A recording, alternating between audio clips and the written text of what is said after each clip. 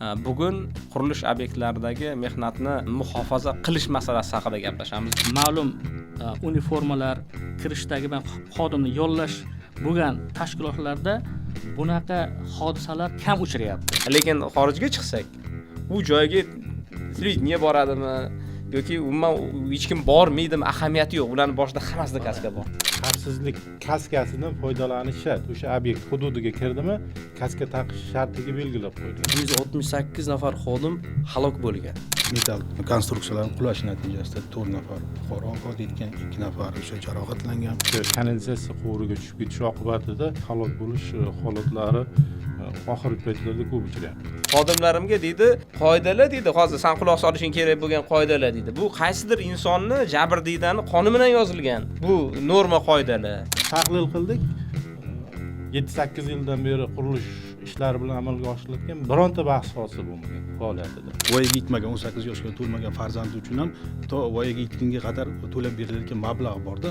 Agar uni hisoblaydigan bo'lsa, o'sha xavfsizlikka ishlatadigan mablag'dan ko'p mablag' chiqib ketadi-da.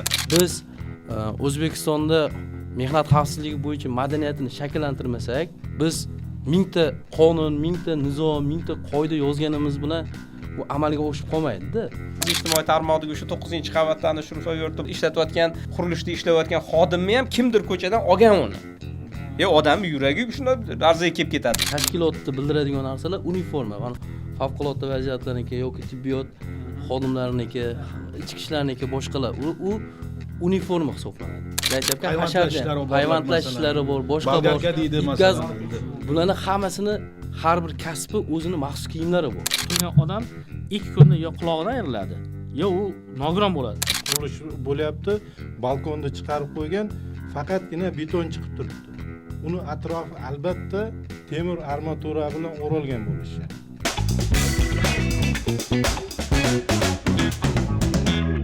Assalomu alaykum hurmatli kuzatuvchilar, hurmatli vatandoshlar. Bugun Business Plus podkastimizda yana muhokama qiladigan mavzuyimiz biznesga plus bo'ladigan masalalar va biznes uchun juda ham muhim bo'ladigan masalalar. Ya'ni bugun ko'p ekspertlarni taklif qildik, turli sohalardan, vazirlik idoralarining vakillari, amaliyotda faoliyat yuritayotgan bevosita shu bilan shug'ullanadigan mutaxassislar. Bugun qurilish obyektlarida mehnat xavfsizligi yoki qurilish obyektlaridagi mehnatni muhofaza qilish masalasi haqida gaplashamiz. Bugungi mavzuni bugun tanlashimizdan maqsad bu podkastimizda ushbu mavzuni muhokama qilish to'g'risida qarorga kelishimizdan maqsad shu bo'ldiki, bugungi kunda O'zbekistonda juda ham ko'p qurilishlar bo'lyapti. Juda ham ko'p odam qurilishda ishlayapti, lekin shu bilan birga ularni hayotini xavfsizligi bilan bog'liq bo'lgan masalalar chiqyapti. Ya'ni ijtimoiy tarmoqlarda bugungi kunda oxirgi paytlarda ko'plab o'sha qurilish jarayonida ishlayotgan xodimlarni baxtsiz hodisalarga duch kelishi yoki bo'lmasa ishlash jarayonida oddiy qoidalarni ga e'tibor bermaslik natijasida o'zini hayotini xavfga qo'yish holatlari yuzaga kelyapti. Endi buni natijasi, buni nima uchun biz bugun muhokama qilishimiz kerak deganda, mana oxirgi yillarni ko'rsatkichlarini qaraydigan bo'lsak, masalan, minglab, 10 minglab agar yil davomida qurilish bo'ladigan bo'lsa yoki qurilish obyektlari quriladigan bo'lsa, bunda juda ham ko'p, bir necha 100 minglab insonlarimiz ishlaydi, lekin bu jarayonda o'sha mehnat xavfsizligi qoidalariga, mehnatni muhofaza qilish qoidalariga rioya qilinmasligi natijasida ko'plab insonlarimiz nogiron bo'lib qolyapti va ko'p insonlarimiz vafot etish holatlari kuzatilyapti. Albatta bu juda ham katta hammamizni o'ylantirish kerak bo'lgan mavzu. Shuning uchun bugun bu masalani turli jihatdan muhokama qilamiz. Endi biz bugungi podkastimizdagi muhokama qiladigan asosiy urg'u beradigan mavzuyimiz shu bo'ladiki, bu insonlarning hayoti, insonlarning qadri va ularning xavfsizligi muhimligini biz hozir muhokama qilishimiz kerak. Bu nima uchun keraklik masalasi bo'yicha. Shuning uchun men bugungi podkastimizga taklif qilgan ekspertlarimiz bilan tanishtiraman. O'zbekiston Respublikasi Favqulodda vaziyatlar vazirligi aholi va hududlarni muhofaza qilish bo'limi boshlig'i podpolkovnik Jo'rayev G'ayratjon aka ishtirok etmoqdalar va qurilish, uy-joy kommunal xo'jaligi vazirligi, pudrat bozori hamda tender reyting buyurtmachi tizimini buyurtmachi tizimini rivojlantirish boshqarmasi boshlig'i o'rinbosari Eliboyev Dilmurod aka ishtirok etmoqdalar. Kambag'allikni qisqartirish va bandlik vazirligi mehnatni muhofaza qilish bo'yicha davlat bosh texnik inspektori Mavliyonov Shukrullo aka ishtirok etmoqdalar va kambag'allikni qisqartirish va bandlik vazirligi mehnatni muhofaza qilish bo'yicha davlat texnik inspektori Begmatov Begzod aka ishtirok etmoqdalar. Xush kelibsizlar. Bugungi muhokama qiladigan masalamiz demak qurilish obyektlarida mehnatni muhofaza qilish, mehnat xavfsizligi. Nima uchun aynan qurilish obyektlarida, nima uchun hamma mehnatda emas degan savolni bizani kuzatuvchilarimiz berishi mumkin. Endi hammasini ham muhokama qilamiz. Hammasi ham bu muhim masala, lekin qurilishda degan masala oxirgi kunlarda ijtimoiy tarmoqda tarqaldi. O'sha 9-qavatdami, 7-qavatda lesaga chiqib turib, hech qanaqangi o'zini xavfsizligini ta'minlaydigan nimasiz, vositalarsiz o'zini hayotini xavfga qo'yib ishlayotgan odamlarni masalan videosi chiqib ketdi. Bundan tashqari shu nimada yo'l yuzida, katta yo'l yuzida ishlayotgan paytda, lesaga chiqqan paytda undan ag'darilib tushgandan keyin shu mashina urib ketgan holati va boshqa bunaqangi ko'plab dahshatli voqealarni biz ko'ryapmiz. Shuning uchun bu qurilishni hozir bugun muhokama qilib olaylik, keyin har bir yo'nalishda yana ichiga kirib bu muammolarni o'rganaveramiz. Shuning uchun Shukrullo aka, aynan bu borada hozirgi kundagi vaziyat qanaqa, holat qanaqa, shuni bir aytsangizda, shuni keyin bir atroflicha sabablarini muhokama qilsak, keyin uni o'zi qanaqa bo'lish kerak, shu savollarga ham javob topsak, marhamat. Assalomu alaykum. Avvalambor rahmat taklifinglar uchun. Darhaqiqat bugungi kunda qurilish sohasida mehnatni muhofaza qilish talablari juda dolzarb mavzu.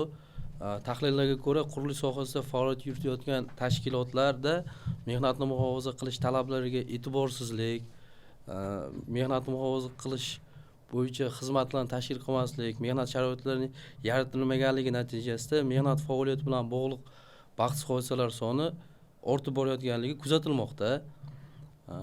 Respublika bo'yicha 2025-yilda 9 oy davomida 509 ta baxtsiz hodisa sodir bo'lgan bo'lsa, buni oqibatida 674 kishi jarohatlangan, shundan 168 nafar xodim halok bo'lgan. Aynan qurilish sohasida 2025-yil 9 oy davomida 156 ta baxtsiz hodisa sodir bo'lgan. 163 nafar xodim jabrlangan. Shu baxtsiz hodisalar natijasida 65 nafar xodim halok bo'lgan. Bu respublika bo'yicha 24-yilda sodir bo'lgan 25-yilda sodir bo'lgan baxtsiz hodisalarning 23%ni. Uni oqibatida jabrlanganlarning 25%ni. Halok bo'lganlarning 27%i aynan qurilish sohasiga to'g'ri keladi. Nimadan kelib chiqyapti shu narsa? Qurilish tashkilotlari mehnat muhofaza qilishga katta e'tibor bermaydi. Shaxsiy himoya vositalari bilan xodimlarni ta'minlamaydi. Xodimlarni mehnat muhofaza qilish bo'yicha o'z vaqtida yo'l-yo'riqdan o'tkazish va o'qitish talablari bajarilmaydi. Bugungi kunda oldinga nisbatan qurilish tashkilotlarida ancha o'zgarishlar bo'lgan. Oldinlari shaxsiy himoya vositasini ham unaqa ko'p berilmasdi. Hozir kuzatilyapti, shaxsiy himoya vositasini beradi. Bermaydi emas. Lekin aynan targ'ibot masalasida ish beruvchilarda muammo bo'lyapti.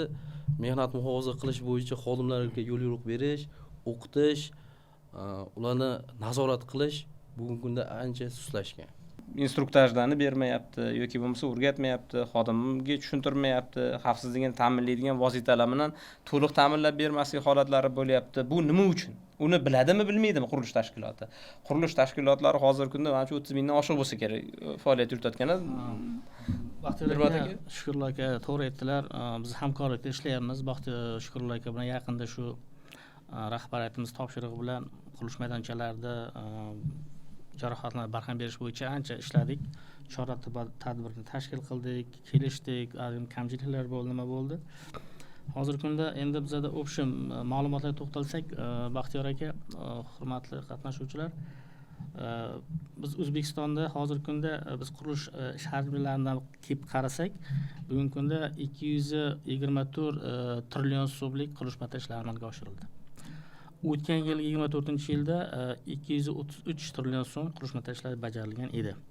Biz 7 yilligini qarasak, endi statistika ma'lumotlarga qarasak, 7 yilda 5 yil davomida 7 barobar oshib ketdi qurilishlar hajmi.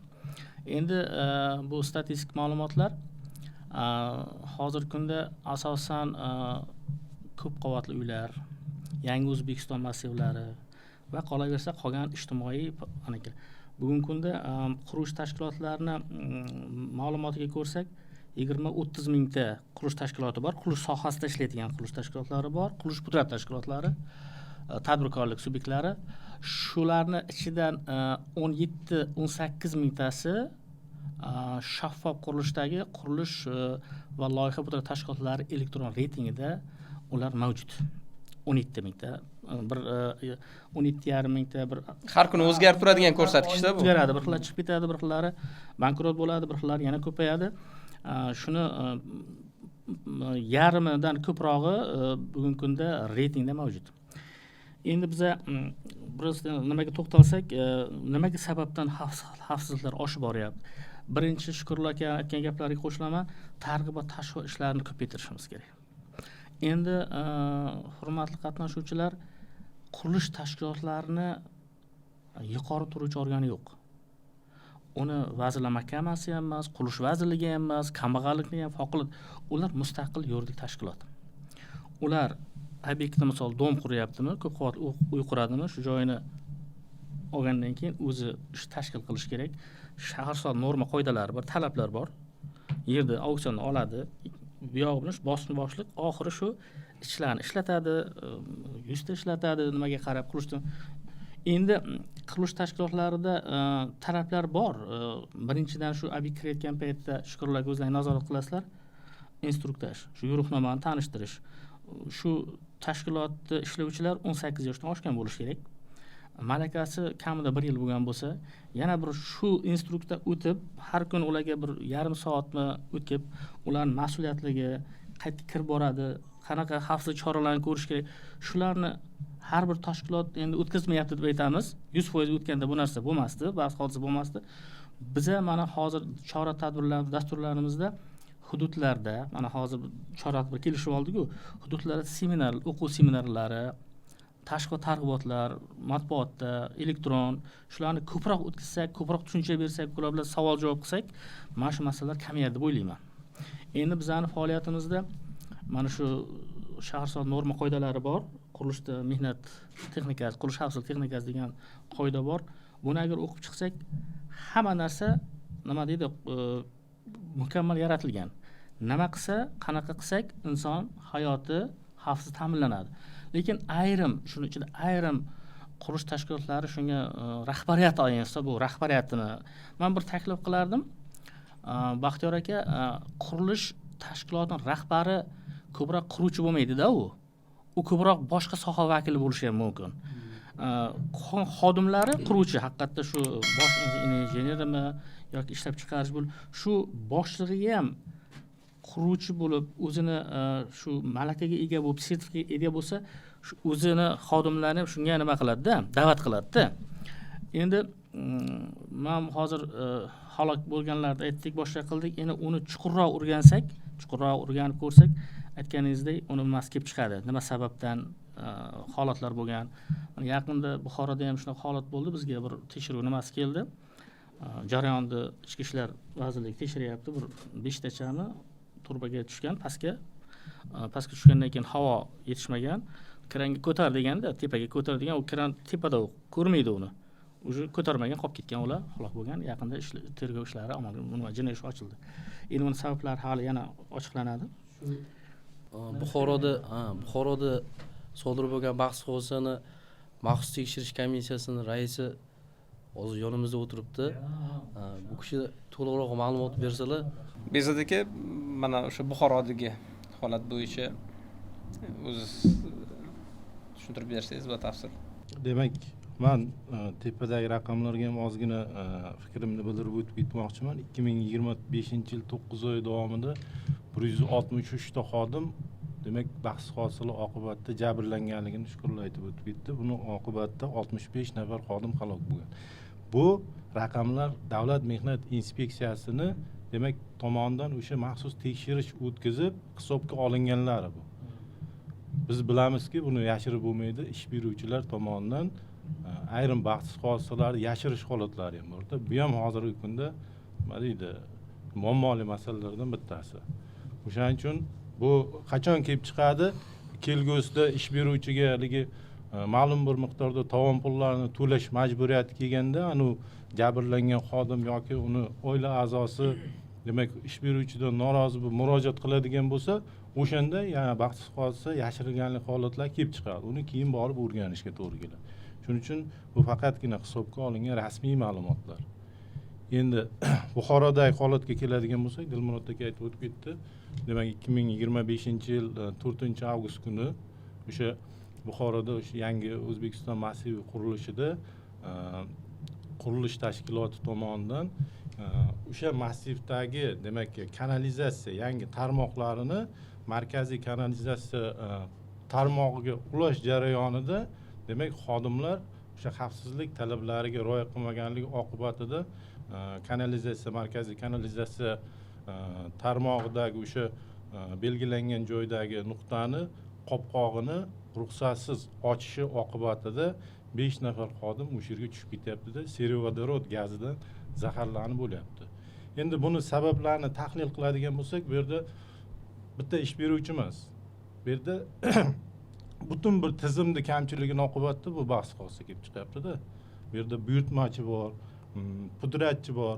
O'zi 5 nafar xodim bu yordamchi pudratchini ishchilari. Lekin bu yerda buyurtmachi, pudratchi, yordamchi pudratchi yuqorida Dilmurod aka aytib o'tib ketdi. Qurilishda mehnat xavfsizligi qoidalari, ya'ni shaharsozlik qoida va me'yorlari tasdiqlangan. O'sha me'yorda 5-bandda aniq yozib qo'yibdi. Qurilish ishlarini boshlashdan oldin buyurtmachi, pudratchi va yordamchi pudratchi ishlarni xavfsiz amalga oshirish bo'yicha demak tegishli tartibda dalolatnoma rasmiylashtirish kerak. Ya'ni kim qaysi masalaga javobgar, kim qaysi ishni amalga oshiradi o'sha mehnat xavfsizligi bo'yicha. Aynan bu jarayonda ham mana shu holat qilinmaganligi oqibatida demak buni tizimli deganimda sababi bu hammaga bog'liq bo'lgan holatda mana shu baxtsiz hodisa sodir bo'lgan. Endi buni sabablari bir nechta.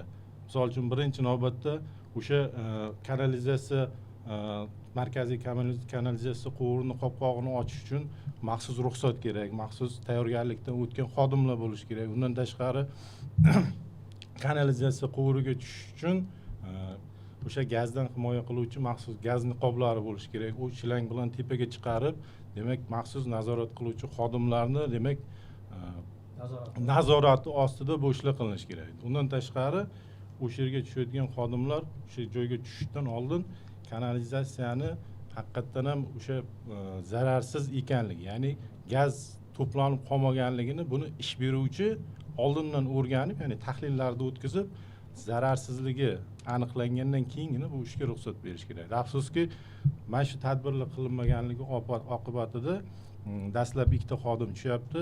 O'sha kanalizatsiyani quvurini teshib, ya'ni qo'shimcha kanalizatsiyani ulash uchun ular servodorod gazidan zaharlanib, demak kanalizatsiyaga tushib ketyapti. Orqasidan 3 tasi ularni qutqarish uchun tushgan vaqtida ular ham o'sha gazni nimasida oqibatida halok bo'lyapti.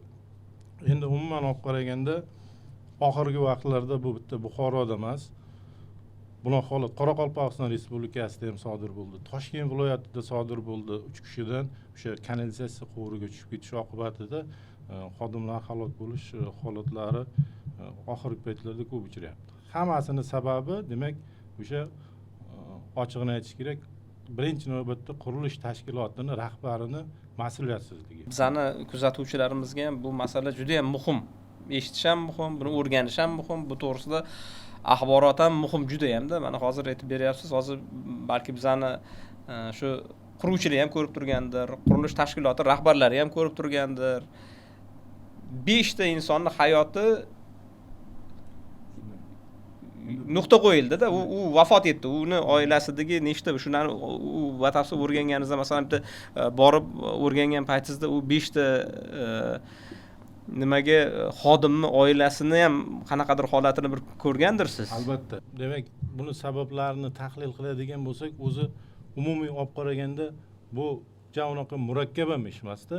Xodimlarni, misol uchun o'sha jarayonga, ya'ni xavfli ishga jalb qilishdan oldin yo'riqnomadan o'tkazish uchun quruvchidan katta narsa talab qilinmaydi.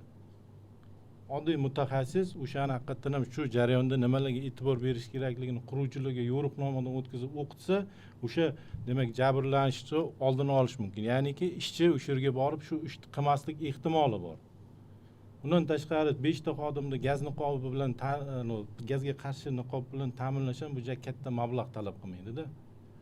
Endi bularni ijtimoiy himoyasi masalasi ham bor. Bu yerda aytib o'tganingizdek, 5 ta xodim qonunchilikda, o'zi avvalambor qonunchilikda xodim mehnat faoliyati bilan bog'liq holda baxtsiz hodisaga sodir bo'ladigan bo'lsa, ya'ni vafot etsa, ish beruvchi tomonidan bu qonunchilikda belgilangan jinoiy javobgarlikdan tashqari iqtisodiy javobgarlik ham keltirib chiqaradi. Ya'ni o'sha vafot etgan xodimni demak 6 yillik ish haqidan kam bo'lmagan miqdorda bir yo'la tovon puli to'lab berish kerak har bitta xodim uchun. Bundan tashqari voyaga yetmagan har bitta farzandiga to voyaga yetgunicha demak oyma-oy to'lanadigan tovon pullari bor. Undan keyin dafn xarajatlari va hokazo xarajatlar hammasi ish beruvchining hisobidan amalga oshiriladi.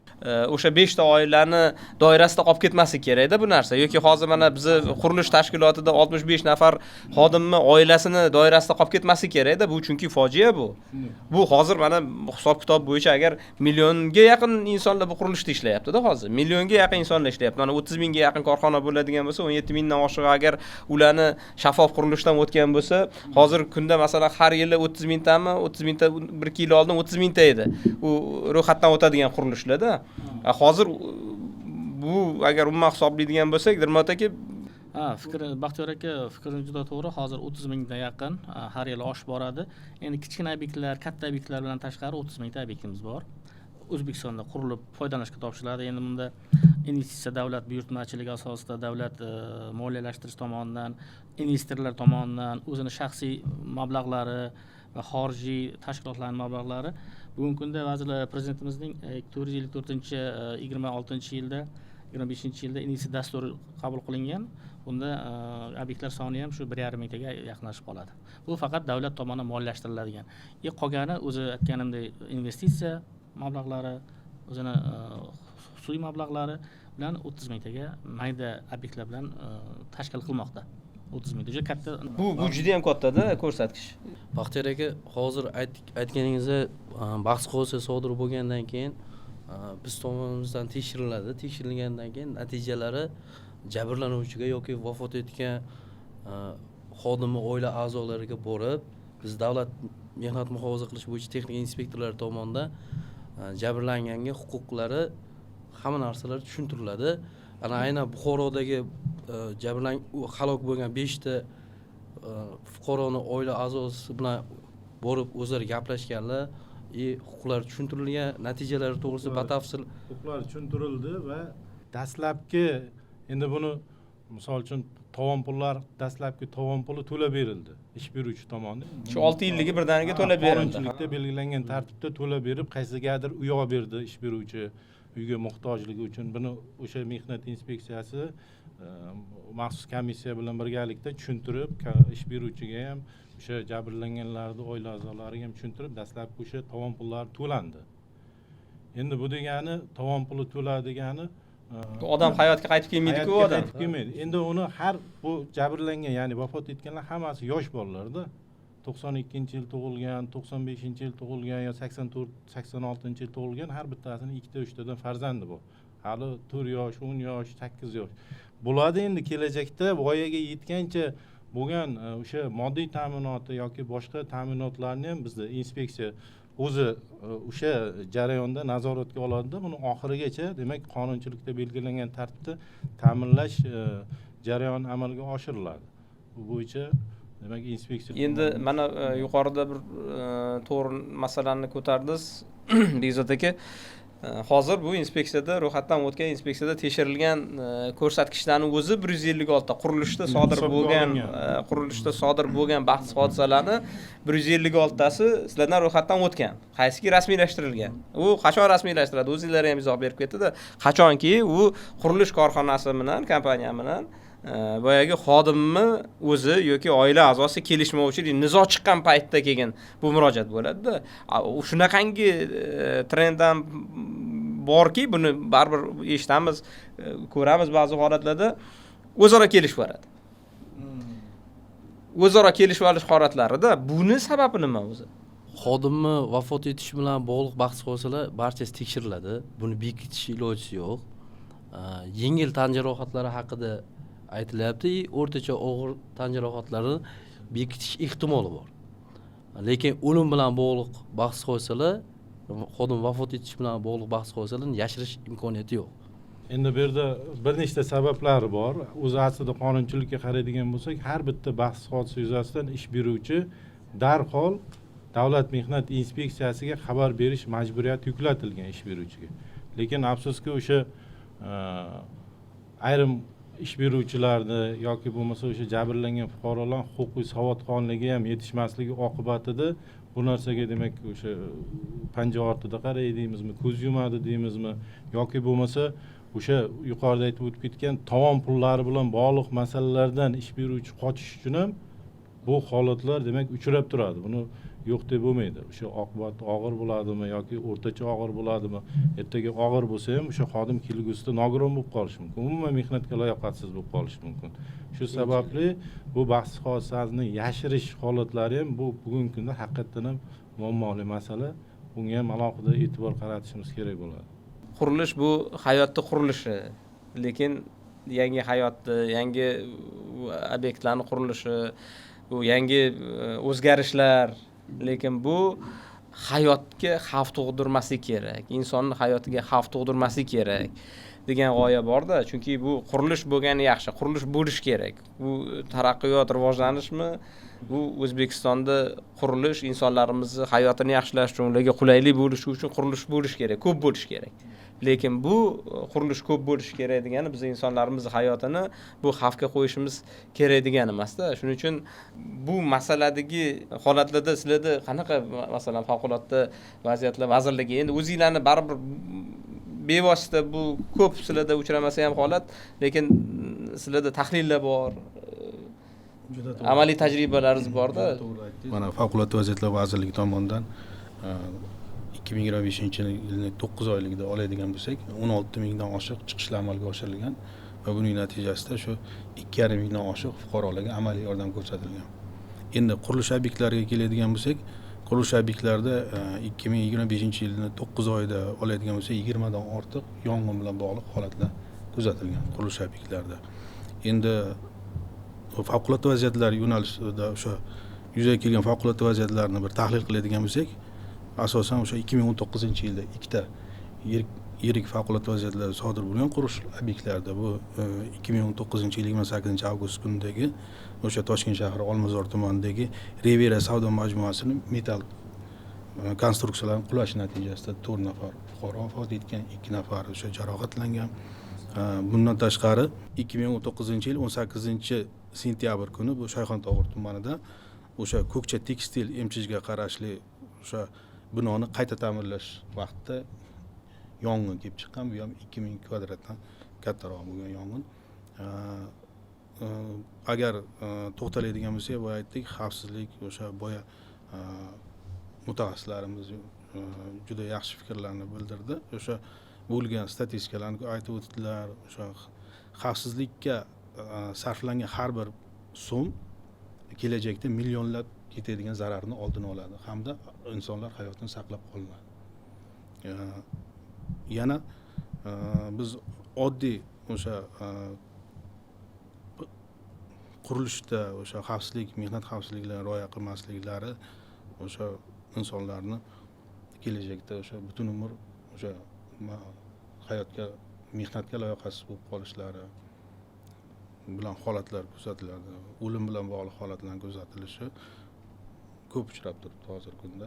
O'sha xavfsizlik madaniyatini shakllantirishimiz kerak asosan. Dirmot aka, hozir mana G'ayrat akam aytdilarki, xavfsizlikka sarflanadigan pul bu juda katta kelgusidagi katta xarajatlarni yuqorida ham aytishdi. Xarajatlarni oldini olish mumkin degan masala bo'ldi. Endi o'zi umuman olganda qurilishda xavfsizlikni ta'minlash, masalan, shartli bitta obyekt misolida oladigan bo'lsak, uni xarajatlari qanchaga tushishi mumkin? Masalan, o'zi shunaqa hisob-kitob agar taxminan qilinadigan bo'lsa, bitta quruvchiga o'zi xodimlarini o'sha qurilish me'yor va qoidalarida belgilangan holatda mehnatini muhofaza qilish uchun, xavfsizligini ta'minlash uchun xarajati qancha ketadi o'zi? Shu nuqtai nazardan fikrlaringizni ayting. Bu qimmatmi yoki insonning hayoti qimmatmi demoqchiman-da. Yuqorida bir yaxshi gap bo'ldi. Rahbariyat, qurilish rahbari bugungi kunda sal turli soha vakillari bo'lgan sababi oqibatida endi ko'proq. Agar qurilish sohasida ishlab tajribaga ega bo'lsa, u boya aytganingizdek Baxtiyor aka xarajatlardan qochmaydi-da. Shu himoya kaskasi bo'ladimi? Uniforma deymiz-ku, uni sotib olish, qurilishda xavfsizlik atrofini o'rash, panjara bilan o'rab chiqish va shu yana bir holat bo'ladi. Yana xarajatdan qochmaslik uchun mehnat muhofazasi bo'yicha xodim yollash kerak. Chunki u yollaganda shu butun qurilish obyektidagi butun mehnat xavfsizligi, texnik xavfsizligini shu xodim bo'ynida, zimmasida bo'ladi. Shu xodim yollash ham qurilish sohasida shu obyektdagi hodisalar kamayishga olib keladi deb o'ylayman. Endi kamayishga. Hozirgi kunda bizani shaffof qurilish milliy axborot tizimimiz ishlab turibdi. Bugungi kunda boya aytdim, 17 mingta tashkilot bu kunda mavjud. Hozirgi kunda bizda 4 ta yo'nalish bor. Umum qurilish yo'nalishi, avtoyo'llar va ko'priklar, belarasi irrigatsiya yo'nalishlari, loyihalashtirish nimalari, tashkilotlar reytingi. Bularda asosan pudrat tashkilotlarida mehnat muhofazasi bo'yicha muhandis agar u olsa ishga, bizda HALIK degan narsa bor O'zbekistonda, endi kim sizlar yaxshi bilasizlar. Xizmat klassifikatori bor, 2014, 2024 va 2000 bor. 2000 da shu kodlari bor. Misol 12 mingta bo'lsa, shuni kodini biz berib qo'yganmiz mezonda. Shu mezonda agar shu mutaxassis olib, haqiqatda sertifikatga ega bo'lganda unga ma'lum 1 ball beriladi. Misol 100 balldan 1 ball beriladi agar xodim olsa. Mehnat siyosatida. Nimagaki xodimni olsa, u harakat qiladi shu xodimni olishga ishga va uni talablarini, uni 1 yillik talablari bajarishga harakat qiladi va shuni saqlab turadi. Shu saqlab tursa, uni shu bali ketmaydi. Bu Dilmurod aka gapingiz bo'ldi. Bu hozir amaldami? Hozir amalda, bizda amalda. Lekin biz bilishimizcha shaffof qurilishda hozir o'sha mehnat xavfsizligi bo'yicha mas'ul xodimni muhandisni ajratish masalasida hozir ball berilmayapti. Uni yaxshilab o'rganib chiqish kerak, ko'rib chiqish kerak, chunki bizga murojaatlar bo'lyapti-da. Hozir mana mehnat reyting emos.ga o'zi kirsanglar, HALIKdagi 3070-o'rinda turibdi. Mehnat muhofazasi bo'yicha muhandisga 1 ball beriladi. Ichki nazoratga 2 ballgacha beriladi. Ichki nazorat, sifat nazoratiga 2 ball beriladi.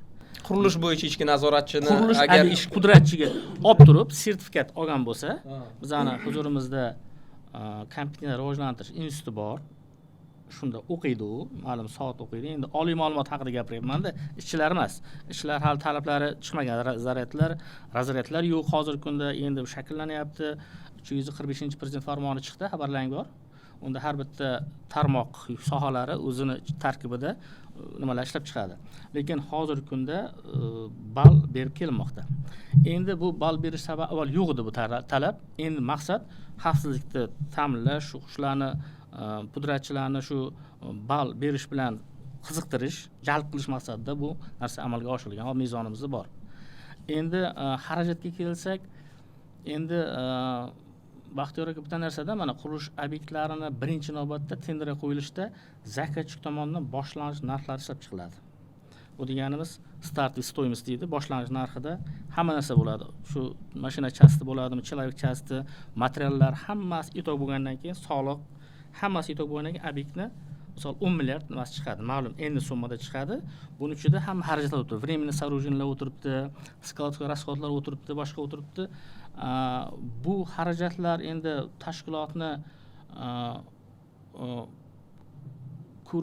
ko'rinmas xarajatlari aslida endi tashkilot o'zini imijini oshirish uchun, o'zini obro' e'tiborini oshirish uchun, nima tushib ketmaslik uchun ma'lum bir xarajat qilinadi, o'zini foydasidan, foyda kelib chiqqan foydasidan ishchilarni shu ma'lum uniformalar kirishdagi xodimni yollash bo'lgan tashkilotlarda bunaqa hodisalar kam uchrayapti. Lekin ularni ko'p uchrash sabablari men prosta o'zim tahlilim, kichkina tashkilotlar bor, kichkina ob'yom qiladi. Bular o'zi shuni ushlab olishga, shuni xarajat qilishga bir qiziqish bildirmaydi. Asosan mana hozirgi Toshkent shahrida ham ko'rsak, katta tashkilotlarda hamma instruktorlar o'tyapti. Bor, mutaxassislari ham bor, chunki bizda xodimlar ishlab kelgan nimalar borda, chasti tashkilotlarda. Ertalab jurnali bor, qo'l qo'yadi, nima ish qilish hali belgilanadi. Lekin kichkina tashkilotlar, maliy предприятиялар deymiz, ularda u narsalar hali juda yo'lga qo'yilgan emas. Aynan buni yo'lga qo'yilishiga rahmat Nurmat aka. Bu narsani yo'lga qo'yilishi bevosita xarajat bilan bog'liq. Masalan, sizlar ko'proq ishlaysizlar, Shukurullo aka, Bekzod aka, bu qanchalik darajada o'sha quruvchi korxonaga qimmatga tushadi yoki xarajatni yuzaga keltiradi? Shuni bir qanaqadir hisob-kitoblarni ko'rganmisizlar? Masalan, siz borgan paytingizda, masalan, texnik inspektor sifatida siz borgan paytingizda unisi bo'lishi kerak, daftari bo'lishi kerak, unisi bo'lishi kerak, spetsadejdasi bo'lishi kerak, kaskasi bo'lishi kerak, remeni bo'lishi kerak va hokazo. Tekshirasiz-ku hammasini, ro'yxatini. O'shanda shularni masalan qanaqadir 10 ta xodim ishlaydigan tashkilot deylik yoki bo'lmasa masalan 1000 kvadrat joyi quradigan deylik. Qanaqadir shartli belgidan kelib chiqib turib, shuni bir hisob-kitoblarni aytib beringlar. Hisob-kitobi bo'yicha hisob-kitob ham bor. O'zi bu ham qonunchilik bilan tartibga solinganda, ya'ni xodim o'sha ish beruvchi tashkilotda mehnatni muhofaza qilish, ya'ni mehnat sharoitini yaxshilash uchun yetarli miqdorda mablag' ajratish bu ish beruvchini majburiyati sifatida belgilangan. Namunali quruvchilar ham bor, yo'q emas. Toshkent shahrining o'zida biz o'sha monitoringni o'tkazib turamiz, tekshirishlarga boramiz. Yaqinda bitta qurilish tashkilotiga bordik. Haqiqatan ham demak o'sha smeta hujjatlarini qilganda mehnat xavfsizligiga mablag'ni yetarli miqdorda ajratganda, misol uchun shaxsiy himoya vositalariga 1 yil davomida 18 million so'm yoki bo'lmasa bu 18 million so'm bir kishigami yoki yo'q, o'zi umumiymi? Umumiy. U tashkilotda 24 kishi ishlaydi. Shaxsiy himoya vositalariga 18 million so'm ajratyapti. Undan tashqari o'sha himoya to'siqlarini o'rnatish, ya'ni o'sha qurilish obyektida, ya'ni ochiq bo'lgan, balandlikda ochiq bo'lgan joylarda himoya to'rlari bilan to'sish, setkalar qo'yish uchun ham ma'lum bir miqdor, adashmasam 10 necha milliondir mablag' ajratgan. Undan tashqari, demak, xodimlar sanitariya, gigiyena holatini yaxshilash, ya'ni ularga o'sha belgilangan miqdorda sovun, suvda yoki boshqa holatlarni berish uchun ham qaysidir miqdorda mablag' ajratganda biz shu qiziqib tahlil qilganimizda 1 yil davomida 60 million, 64 million adashmasa mablag' ajratilganda. 24 kishi uchun. Ha, 24 kishi uchun. Endi buni o'sha obyektdagi holatni borib ko'rsangiz, haqiqatan ham ishchilar himoya vositalari bilan ta'minlangan. Bitta xodim demak mehnat xavfsizligi bo'yicha oylik to'layapti, unga shtat ajratgan, oyligi ham 7 million so'm oylik olar ekan. Bu mehnat xavfsizligi bo'yicha oyligini o'zi, bundan tashqari qo'shimcha yana to'lovlari bor, lekin nadbavkalari boshqa oyligi ham yaxshigina oylik to'lar ekan. Agar endi uni biz tahlil qildik, 7-8 yildan beri qurilish ishlari bilan amalga oshiriladigan bironta bahs hodisa bo'lmagan faoliyatida. Bironta xodim jabrlanmagan. Ha, bu amaliy misolda.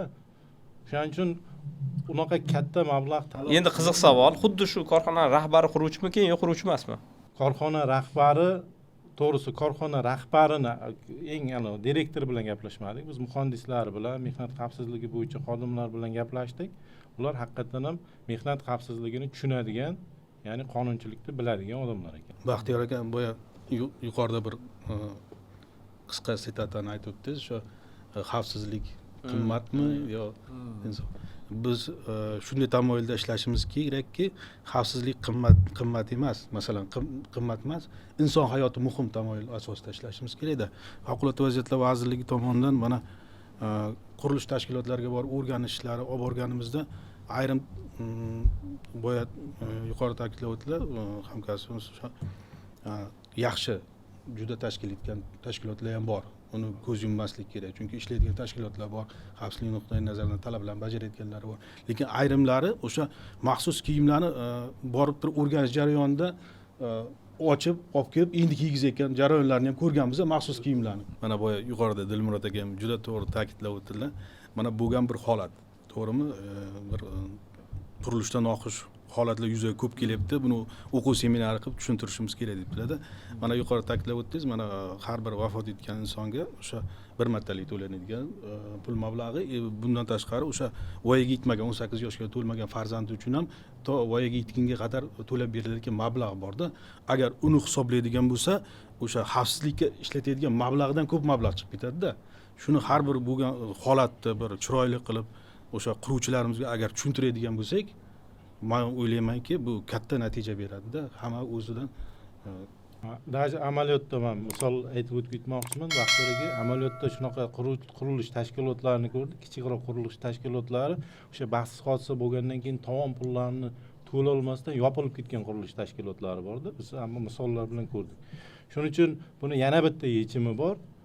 Qonunchilikda ish beruvchi o'zini fuqarolik javobgarligini majburiy sug'urta qilish bo'yicha majburiyati ham borda. Bu nima uchun qilinadi?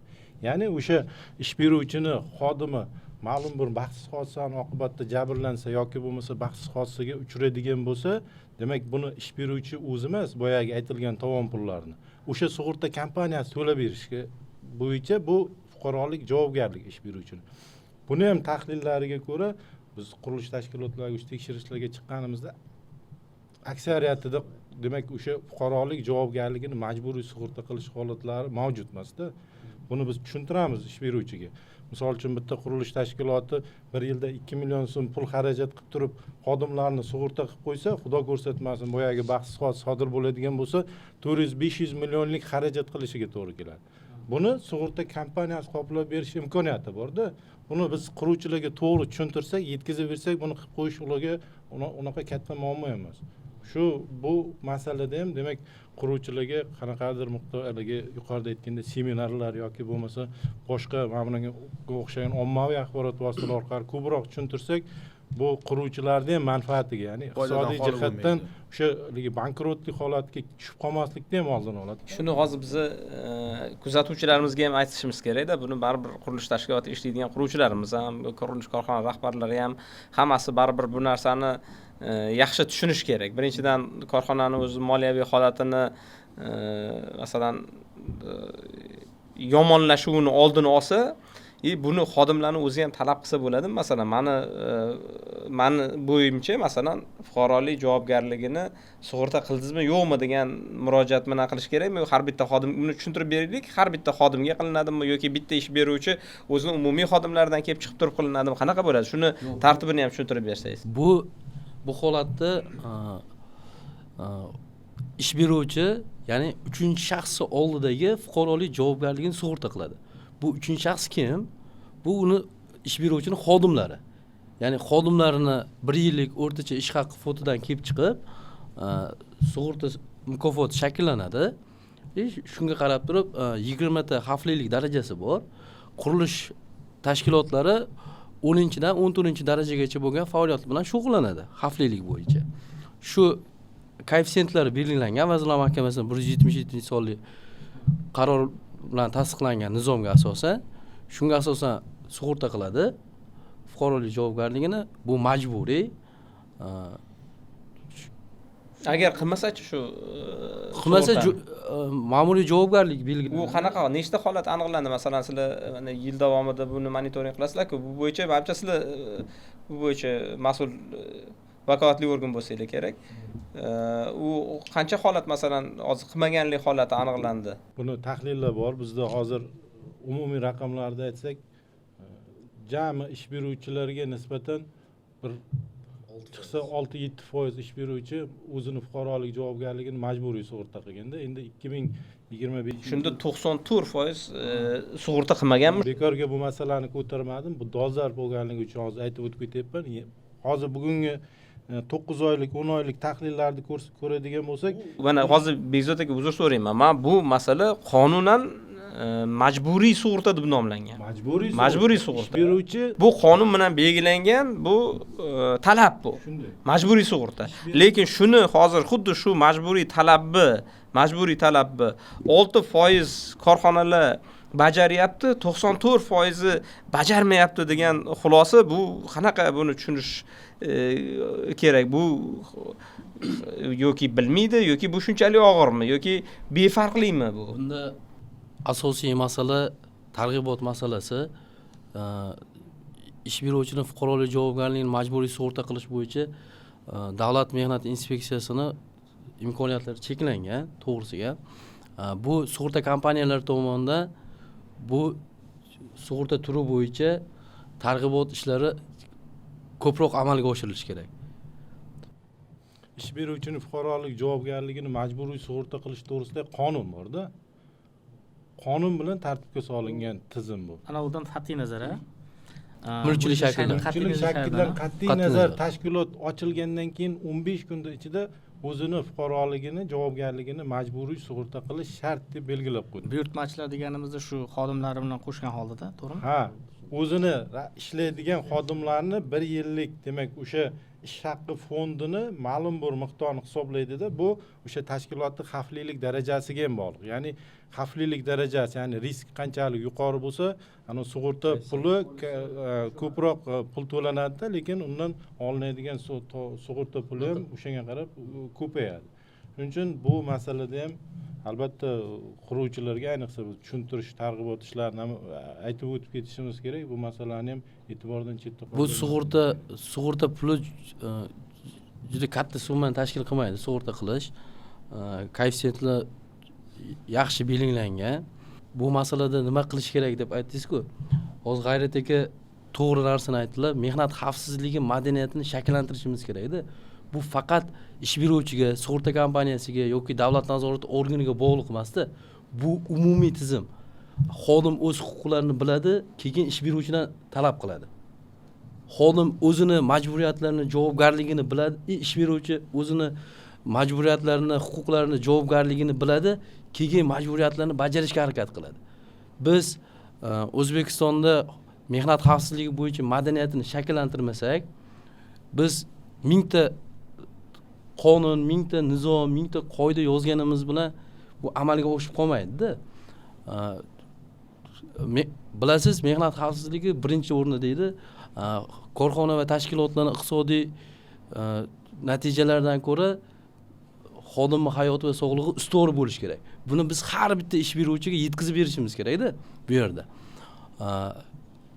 Mehnat xavfsizligi qoidalari yoki shaharsozlik norma qoidalari bu oddiy qoidalar emas-da. Bu qoidalar kimnidir jabrlanishi oqibatida, kimnidir qoni to'kilishi oqibatida yozilgan qoidalar-da. Bu qoidalar o'z-o'zidan shakllanib qolmagan. Bu qoidalarni keng jamoatchilikka biz yoritib bersak, tushuntirsak, xodim tushunsa, ish beruvchi tushunsa, keyin bu mehnat xavfsizligi madaniyati shakllanadi, rivojlanadi. Shuning aka, mana qarangda, gapingizni bo'ldim, uzr.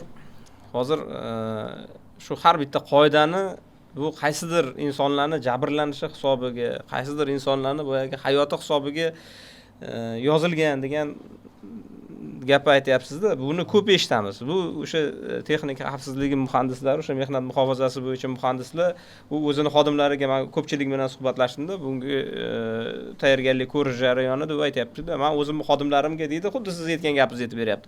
Xodimlarimga deydi, bu qoidalar deydi, hozir sen quloq solishing kerak bo'lgan qoidalar deydi. Bu qaysidir insonni jabrdiydani qoni bilan yozilgan. Bu norma qoidalar.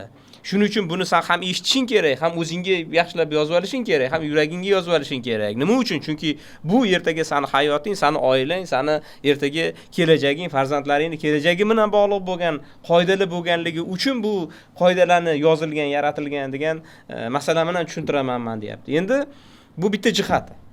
Endi boshqa jihati bor. Endi quruvchilar bilan gaplashamiz. Quruvchilar bilan gaplashsak, quruvchilar aytayaptiki, bu o'sha qoidalarni deydi, ayrimlari deydi, ba'zisi deydi o'sha haqiqatdan muhim deydi. Buni tan olamiz. Hech qanaqa muammo, savol bo'lishi mumkin emas. Buni muhokamaga o'rin yo'q, chunki bu insonning hayoti muhim, biz uni tan olamiz, buni muhokama qilmaymiz. Faqat bizdagi masala xarajat bilan bog'liq bo'lganligi uchun bu narsada biz cheklanamiz deydi. Keyingi masalasi deydi, bu qoidalarni deydi, ba'zilari deydi, hayotiy emas deydi. Masalan, yuqori qavatda ishlaydigan ishchi xodim, qurilish tashkilotining yuqori qavatida ishlaydigan xodim boshiga kaska kiyishi qanchalik darajada mantiqan muhim. Eng yuqori qavatda ishlaydi. Qanchalik muhim bu? Endi Baxtiyor aka bitta narsada kaska o'sha yuqorida aytib o'tib ketgan shaharsozlik qoidalarida, ya'ni qurilishda xavfsizlik texnikasi qoidalarida, qurilish obyektida qaysi xodim bo'lishidan qat'iy nazar, hattoki oddiy kuzatuvchi bo'lib yoki bo'lmasa chetdan kirib nimadir ko'rmoqchi bo'lgan inson ham xavfsizlik o'sha kaskasini taqishi shart. Nima uchun? Bu misollar bilan ham keltirib berishimiz mumkin, tahlillar ham bor. Baxtsiz hodisalarni kattagina qismida o'sha yuqoridan, demak, qaysidir jism tushib ketishi oqibatida xodim jabrlanadi, og'ir jarohat oladi, hattoki vafot etgan holatlar ham bor. Endi bu degani yuqorida taqmaslik kerak degani u faqat yuqorida o'shib turmaydi-ku. Qaysidir ish bilan pastga tushishi mumkin, chelagini olib chiqish uchun yoki temirini olib chiqish uchun. O'sha vaqtda demak jism tushib ketib jarohatlash. Masalan, kranda ishlaydigan, tepadagi kranda ishlaydigan odam, o'sha yuqori hozir ko'p kranlar, qurilish tashkilotlarida ko'p kranlar bo'lib, ko'p qavatli uylar qurishda, o'sha kranlarda yuqori o'sha yerda o'tiradigan kranchi. Kranchida kaska bo'lishi qanchalik darajada bu? Yo'q, kranch mana kranchi eng yuqori qavatda ishlaydigan xodim deyilyapti. Kuzatuvchilardan men bu narsani aytib qo'yishim kerak. Bu narsani men sohani juda yaxshi bilaman, buni tushunaman. Men buni quruvchilarning fikri nuqtai nazaridan, bu sohada ishlagan ayrim bizga murojaat nuqtai nazaridan men buni oddiyroq qilib, soddaroq qilib tushuntirayotganligim sabab shunda. Men bu ishni shunaqa bo'lish kerak degan tarafdor jihatida aytmayapman. Shuni to'g'ri tushunishinglarni so'rayman. Shukrullo aka, marhamat. To'g'ri aytyapsiz. Bitta joyda bor, bitta jihatga e'tibor berish kerak. Men o'zim mehnat muhofaza qilish xizmati mutaxassis sifatida ish boshlaganman-da. 5 yil tashkilotlarda ishladim. Xuddi shu vazifalarni bajardim. Ish beruvchi aytayapti, deyapsiz. Bu hamma qoidalar hayotiy emas, hamma qoida to'g'ri emas. Aynan yuqorida ishlayotgan xodimning kaskasi bo'yicha. Hozir Begiztga aytib o'tdilar, buni yana to'ldirmoqchiman. Shunaqa 10 grammlik jism tepadan pastga tushayotganda qancha balandlik oshgan sari uni og'irligi 10 gramm bo'lib qolmaydi-da. 9.8 kilogramga ko'paytiriladi. Yo'lga ko'paytiriladi. Muhandislar yaxshi biladi. Siz tepada ishlayapti, eng baland qismida. Eng baland qismida ishlaganda undan balandda kran ishlamaydimi? Ishlamasligi mumkinmi? Ishlashi mumkin. Uni bitta bo'lib tushishi mumkinmi? Tushganda boshiga tushadi. Nima bo'ladi? Ikkinchisi, shu baland qavatda o'sha ish vaqtini doim o'tkazmaydi o'sha xodim. U pastga tushib chiqadi, boshqa ishlar bilan nima qiladi? Ikkinchisi, kranda o'tiradigan operator. Kranovshik. Bu xodim kaska kiyishi majburmi? Kran ichida operator o'sha nimasiga chiqqandan keyin 100% kaskasini yechib qo'yadi. Lekin krandan tushib chiqish jarayonida kaskasi bo'lishini talab qiladi. Hech qachon mehnat muhofaza qilish xizmati xodimi nimani ichida o'tirgan paytda rasmga olmaydi. Lekin ish beruvchilar ham haq. Bu bo'yicha Bandlik vazirligi 25-yilda salmoqli ishlarni amalga oshirdi desak bo'ladi. Sababi hozir mehnat muhofaza qilish to'g'risidagi qonun yangi tahriri ishlab chiqildi. Hozir hukumatga kiritilgan. ikkita hukumat qarori tasdiqlandi mehnat muhofazasi bo'yicha.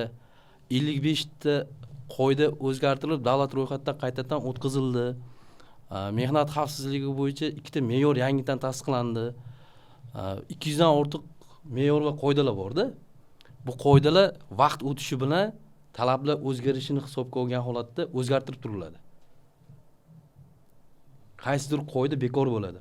Bugun qog'ozda qo'l qo'ydirilayotgan narsa axborotlashish, raqamlashtirish hisobiga elektronik qo'l qo'ydirishga o'tishi mumkin. Yana 4 ta hukumat qarori hukumatda imzoda turibdi, kiritilgan, ustida bandlik vazirligi ishlayapti. Yangilash bo'yicha eskirgan normalarni. Bu bo'yicha yaxshi ishlar olib borilyapti hozir. Yengillashtirish bo'yicha demoqchisizda, bu talablarni hozirgi zamonga moslashtirish. Yengillashtirish emas, yengillashtirish desak noto'g'ri bo'ladi. Zamon talabiga moslashtirish va mehnat raqamlashtirish masalasi. Bu degani o'zi yengillashtirish degani.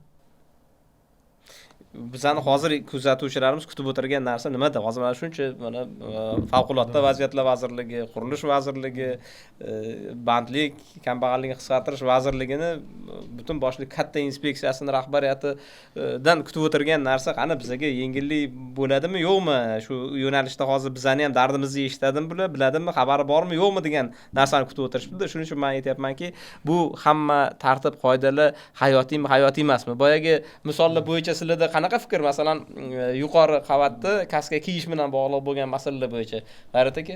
Bu juda to'g'ri ta'kidladi. Xalq kasblarimiz, o'sha xalq hunarlarimiz bu o'sha yuqori kranda o'tirgan odam ham pastga tushadi. Bu mana rivojlangan davlatlarda ishlab kelgan fuqarolar bilan gaplashdikda, mana Koreya davlatiga borib turib mavsumiy ishlaydi, o'sha ishchilar bilan gaplashganimizda o'sha kallamdagi deydi, kaskam yechsam deydi, jarima soldi deydi. Xodimga o'sha ishlayotgan mehnat, o'sha kemasozlikda ishlayotgan xodimga, o'shaga mehnat bonusini borganga jarima soldi deydi. Yana bir yechuvdim, yana jarima soldi deydi. Oyligim tushib ketdi deydi. Bundan keyin deydi, kaskan yechmayotgan bo'ldim deydi. Endi qarangda, bu yechmaslik bilan o'zini hayotini saqlab qolyapti. Yuzaga kelishi mumkin bo'lgan bahs hodisalarni oldini olyapti. To'g'ri, hozirgi kunda ish qurollari oldingi o'sha ketmon yoki arra yoki boshqa narsa emas. Rivojlangan o'sha ko'pchilik ishlatadigan, hozir qurilish sohasida ishlatadigan texnikalarimiz umuman elektrlashgan, bosim bilan ishlaydigan texnikalarga keldi. Shu sababli o'sha hozirgi kundagi me'yorlar o'zgartirishga to'g'ri kelyapti. Me'yorlar, talablarni o'zgartirishga to'g'ri kelyapti. Biz chunki zamon bilan rivojlanayotgan davlatimiz, zamon bilan hamohang yurishimiz kerak. Chunki o'sha asbob uskunalar hozirgi kunda O'zbekistonga kirib kelyapti. Buni o'sha talablari bor, ishlatilishda xavfsizlik qoidalari bor. O'sha favqulodda vaziyatlar vazirligida yana bir atama borki, favqulodda vaziyatlardan tayyorgarlikdan o'tgan odam yarim qutqarilgan inson degan tushuncha bor.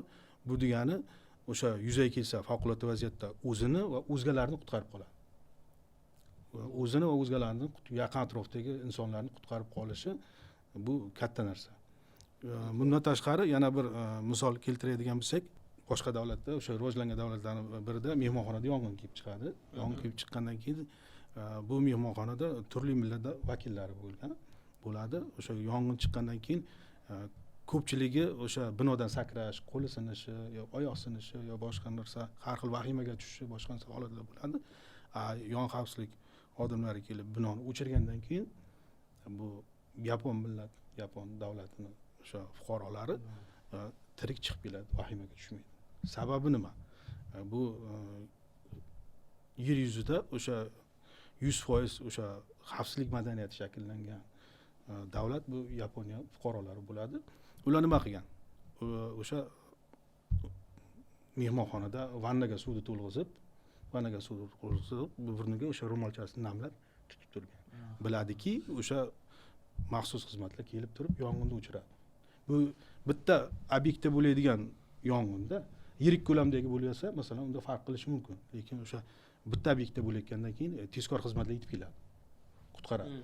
Shuning uchun xavfsizlik madaniyati, o'sha boya yuqoridagi o'sha vahimaga tushmaslik, shu narsalarni o'rgatishimiz kerak. Savol bor. Mana qurilish o'sha obyektlarda ishlayotgan, misol uchun tepa qavatlarda ishlashi mumkin.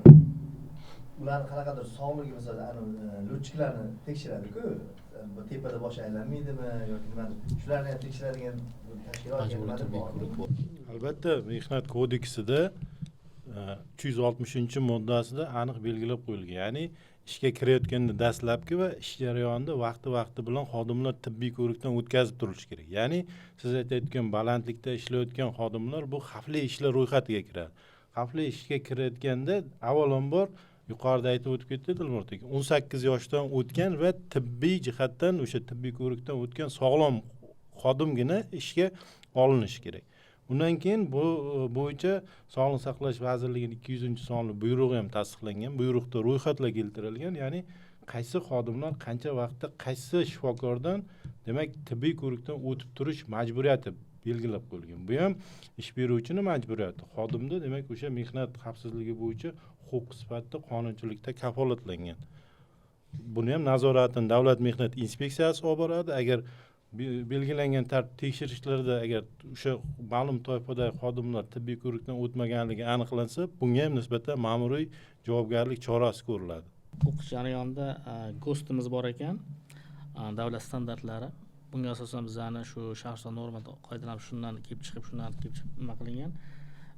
Mana biz ko'p obyektlarga boramizda. Bezovta aytgandek, nafaqat ishchi xodimlar. Mana biz bordik, misol obyektga, televideniya xodimlari bordi, boshqa xodimlar bordi, bunga aloqasi yo'q. Ular ham obyektga kirgandan keyin baribir shu obyekt o'ralgan-ku territoriyasi. Shu himoya vositasi kaskani kiyish tipa majburiy deb o'ylayman. Endi o'zimizni asrasak, nima asraydi degandek, shu kranda ishlaydigan fuqaro ham, tepa qavatda ishlaydigan ham, pastdagi og'ir ishchi bo'ladimi, balkim injener texnik xodim bo'ladi, bular ham kaska kiygani bu talablar bajarilishining oqibati. Endi kaskalarni ham shunaqa narsasi bor, terlab ketish, terlab ketmas, o'zini o'qib chiqdim GOSTini. Qanaqa shaklda bo'lish kerak, qanaqa razmerda bo'lish kerak, hammasi belgilangan ekan. GOSTni ruscha nimasini o'qidim. Endi bu 84-yillarda qabul qilingan GOST. Endi GOSTlar ham har xil standartlar ham. Davlatlararo standart, xalqaro standart, 4 ta standartimiz bor. Lekin agar shu ish beruvchi o'zini shu xodimlarni shu kaskalarni olishda ham shu talablarga javob beradigan standartga mos kaskalarni olsa maqsadga muvofiq deb o'ylayman, Baxtiyor aka. Endi demak, hamma demak fikrimga demak kaska masalasi bo'yicha sizlar kelisha olmadik deb o'ylayman. Men sababi nimaga? Chunki xavfsizligi birinchi o'ringa qo'yish to'g'ri, lekin ochiqchasiga endi mana kuzatuvchilar, men agar gapimga silisha olmasanglar, kuzatuvchilarni ham menga ba'zi kuzatuvchilarimiz meni qo'llab-quvvatlashi mumkin. Kommentda yozib qo'ysanglar bo'ladi. Qurilish tashkilotiga borsangiz, ko'pchiligida yo'q kaska, kiymaydi. Lekin qaysidir rahbariyat borsa yoki televideniya boradigan bo'lsa yoki bir qanaqadir matbuot bir rasmga oladiganlar boradigan bo'lsa, keyin birdaniga hammasi kaska kiyib oladi. Lekin xorijga chiqsak, u joyga televideniya boradimi yoki umuman hech kim bormaydimi, ahamiyati yo'q. Ularning boshida hammasida kaska bor. Baxtiyor aka, gapingizni bo'laman. Siz ijtimoiy tarmoqlarda chiqqan videolar haqida gapirdingiz, podkast boshida. Shu ikkinchisi Samarqand bo'lgan voqea, yo'l chetida. Agar bizda mehnat xavfsizligi madaniyati shakllangan bo'lganida, biz o'sha lessani yaxshilab qotirgan bo'lganimizda, birinchidan lessa yuvinemas edi. Ikkinchidan u baland ishlayotgan edi, boshida kaskasi bo'lganida, bugun o'sha mashina tagiga kirganda ham jarohat yengilroq bo'lishi mumkin edi. Agar bizda mehnat xavfsizligi madaniyati shakllangan bo'lganida, bu o'sha qurilish qilayotgan fuqaromi, xodimmi, qurilish bo'lyapti degan znakni qo'ygan bo'lardi yo'l chetiga. U qurilish bo'lyapti degan znakni ko'rgan haydovchi shaharsozlik qoidalarida belgilab qo'yilgan tezlik, qurilish bo'layotgan obyektning oldidagi tezlik va burilish joyidagi tezlik belgilangan. 15 kilometr. Shu tezliklarga amal qilinganda hammasi bu xavfsizlik bir kishiga bog'liq tizim emasda, bu hammaga bog'liqda. To'g'ri. Endi mayli, u masala mana sizga kaskaga javob. Yo'q, baribir u masala bo'yicha ba'zi holatda kelishmi, chunki uni rostdan ham murojaat qilib, shu masala bo'yicha fikri boshqa. Mana balki bizani sizlarni hozir bildirgan munosabatlaringlar, fikringlardan keyin balki kuzatuvchilarimizning fikri o'zgarar. Kaska kiyish kerak ekan, shart ekan degan qarorga kelar. Endi boshqa masalaga o'tamiz. Endi maxsus kiyim. Maxsus kiyim qanchalik darajada? Endi undan oldin bitta narsani aniqlashtirib olaylik. Kaskani kiyish majburiymi, majburiy emasmi? Tavsiyaviy majburiy. Agar kiymaydigan bo'lsa, kaskani kiyib ishlamaydigan bo'lsa, kim javobgarlikka tortiladi va qanday javobgarlikka tortiladi? Albatta, yuqorida aytib o'tib ketdik, mehnat xavfsizligi demak qoida va me'yorlarida aniq yozib qo'yilgan. Qurilish obyektida har qanday shaxs demak xavfsizlik kaskasidan foydalanish shart. O'sha obyekt hududiga kirdimi, kaska taqish shartligi belgilab qo'yilgan. Endi mehnat qonunchiligiga e'tibor qiladigan bo'lsak, ya'ni mehnat kodeksida ham, mehnat muhofaza qilish to'g'risidagi qonunda ham xodimlar bilan bir vaqtda ish beruvchilarning ham huquqlari belgilangan. Ya'ni ish beruvchi belgilangan tartibdagi shaxsiy himoya vositalari bilan xodimni ta'minlab qo'yib, lekin xodim o'sha shaxsiy himoya vositasidan ish vaqtida foydalanmasa, birinchi navbatda ish beruvchi o'sha xodimni ishga qo'ymaslik haqqi bor. Ya'ni xodim kiymayaptimi, uni shu zahoti ishdan chetlashtirib yuborish kerak. Ikkinchidan, o'sha xodimga nisbatan qonunchilikda belgilangan tartibda chora ko'rish, ya'ni intizomiy chora bor, oylik ish haqidan ushlab qolish chorasi bor. Hattoki agar qo'pol juda ham o'sha xavfli obyektlarda bo'ladigan bo'lsa, ishdan bo'shatish holatlarigacha ham demak bu sabab Mehnat kodeksida bor. Bu o'sha xodimning sog'lig'i bilan, hayoti bilan bog'liq bo'lgan masala. Endi bu yerda yana bitta jihati bor. Shaxsiy himoya vositalarini biz ko'p ayniqsa qurilish tashkilotlariga borganda bormi desak, ish beruvchi, ya'ni qurilish rahbari aytadi, bor deydi, men olib berib qo'yganman deydi. Vaholanki xodimlarda o'sha shaxsiy himoya vositalari mavjud emas. Skladda turibdi, omborda turibdi. Sababi o'shani kiyishini nazorat qiladigan xodim mavjud emas. U xodim bo'lish kerakmi yo'qmi? Bo'lish kerak. Shartmi yoki mehnat xavfsizligi bo'yicha har bitta tashkilotda mehnatni muhofaza qilish xizmati xodimi, muhandis yoki bo'lmasa mutaxassis yoki kichkina tashkilotlar bo'ladigan bo'lsa 10 kishi, 15 kishi, buni me'yori belgilangan Vazirlar Mahkamasining qarorida. Maxsus tayyorgarlikka ega bo'lgan xodimga vazifa yuklatilish kerak.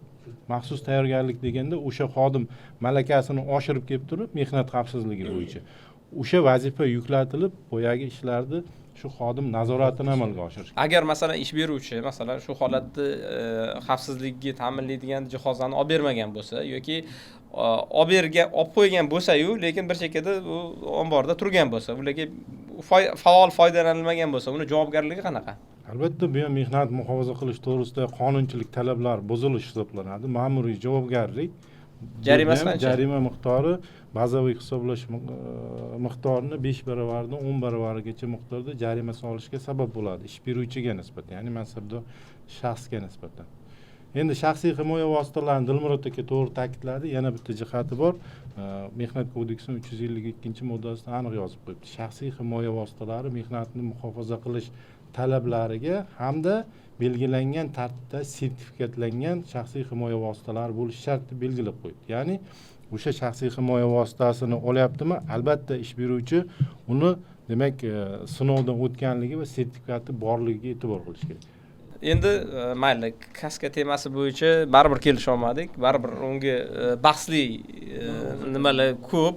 Endi maxsus kiyim masalasi. Maxsus kiyim hamma tashkilotda kiyish shartmi shuni? Bitta narsada maxsus kiyim bilan shaxsiy himoya vositasini ajratib olishimiz kerakda. Ikkovi ikkita narsa. Farq qiladi. Maxsus kiyim nima? Maxsus kiyim aka ustida kiyib o'tirgan maxsus kiyim. Yoki bo'lmasa tibbiyot muassasasida xalat kiyib yuribdi, oq xalat, bu ham maxsus kiyim hisoblanadi. Bu himoya vositasi deganda qaysidir tashqi xavfdan xodimni himoya qilish uchun mo'ljallangan himoya vositasi, bu shaxsiy himoya vositasi. Xo'p, qurilish obyektida mayli, tushunarli. Qurilish obyektlarida maxsus kiyim u shaxsiy himoya vositasi hisoblanadimi? Yo'q. Maxsus kiyimni hozir aytdim. Ikkita maxsus kiyim alohida. Qaysidir toifadan ajratib turish uchun. Ya'ni huquqni muhofaza qiluvchi organlar, xizmat xodimlarining kiyimlari maxsus kiyim yo boya aytib o'tgan tibbiyot xodimlarini yoki ko'chada obodonlashtirish xizmatining xodimlari ham demak qaysidir maxsus kiyimlarni kiyadi. Endi shaxsiy himoya vositasi bu boshqa narsa. Bu bahsli hisoblanadi. Sababi shaxsiy himoya vositasining ichiga maxsus kiyim qo'shib olingan holati ham bor. Maxsus kiyim bor, bu uniforma bor. Uniforma bu hozir Begistik aytganaqa qaysidir tashkilotni unga daxlimiz yo'q, u masala emas. Mana tashkilotni bildiradigan narsalar uniforma. Mana favqulodda vaziyatlarniki yoki tibbiyot xodimlariniki, ichki ishlarniki boshqalar u uniforma hisoblanadi. Maxsus kiyim qanaqa shaxsiy himoya vositalarining ichida yotadi, ko'pchilik adashtirib qo'yadi-da. Bu o'sha qaysidir zararli omildan yoki xavfdan himoya qilish uchun kiyiladigan kiyimlar. Buni shaxsiy himoya vositasi deb turib bizning qonunchilikda yozadi.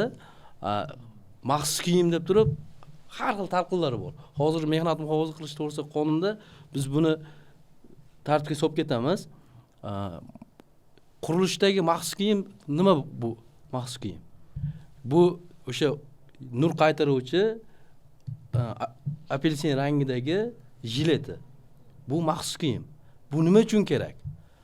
Bu kran haydovchisi kech tunda ishlar tashkil qilingan bo'lishi mumkin. Yoki nima qaysidir material ko'chirish jarayonida nur qaytaruvchi vosita qurilish obyektlarida bo'lishi kerak. Chunki u yerda transport harakatlanadi, maxsus mashinalar harakatlanadi. Shu vaqtda u nur qaytaradigan narsa bo'lmasa, xodim ko'rmay qolishi mumkin. Shuning uchun maxsus kiyim majburiy. Maxsus kiyim shu aynan jilet bo'yicha dunyo bo'yicha juda ko'p bahs-qo'shiqlar yuz beradi. Ayniqsa omborlarda, qurilish obyektlarida shu отрицатель, ya'ni shu nur qaytaruvchi jileti yo'qligini sababli konteyner tagida qolib ketgan yoki qurilish betonining tagida qolib ketgan holatlar juda ko'p kuzatiladi.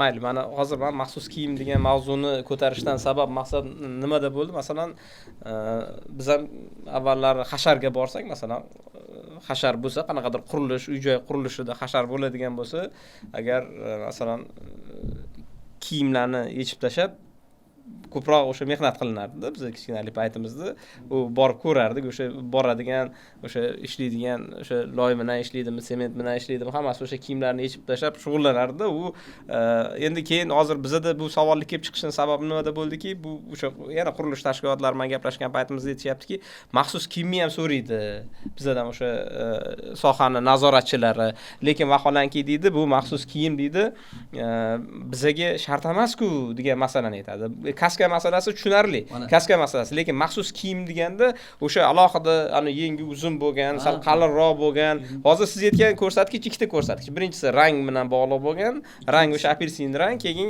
uchinchisi qurilish sohasida bilasiz, o'tkir qirrali yoki simlar, boshqa har xil xavfli jismlar bilan bevosita ishlab turib bajariladigan ish. Siz aytayotgan hayvonot ishlari bor, boshqa bor. Bularning hammasini har bir kasbi o'zini maxsus kiyimlari bor. Har bitta maxsus kasbi o'zini kiyimlari bor. Shu kiyimlar mana siz aytyapsiz, hashar qilyapmiz. U yerda metal qolliqlari bor, simlar bor, o'tkir tig'li materiallar bor.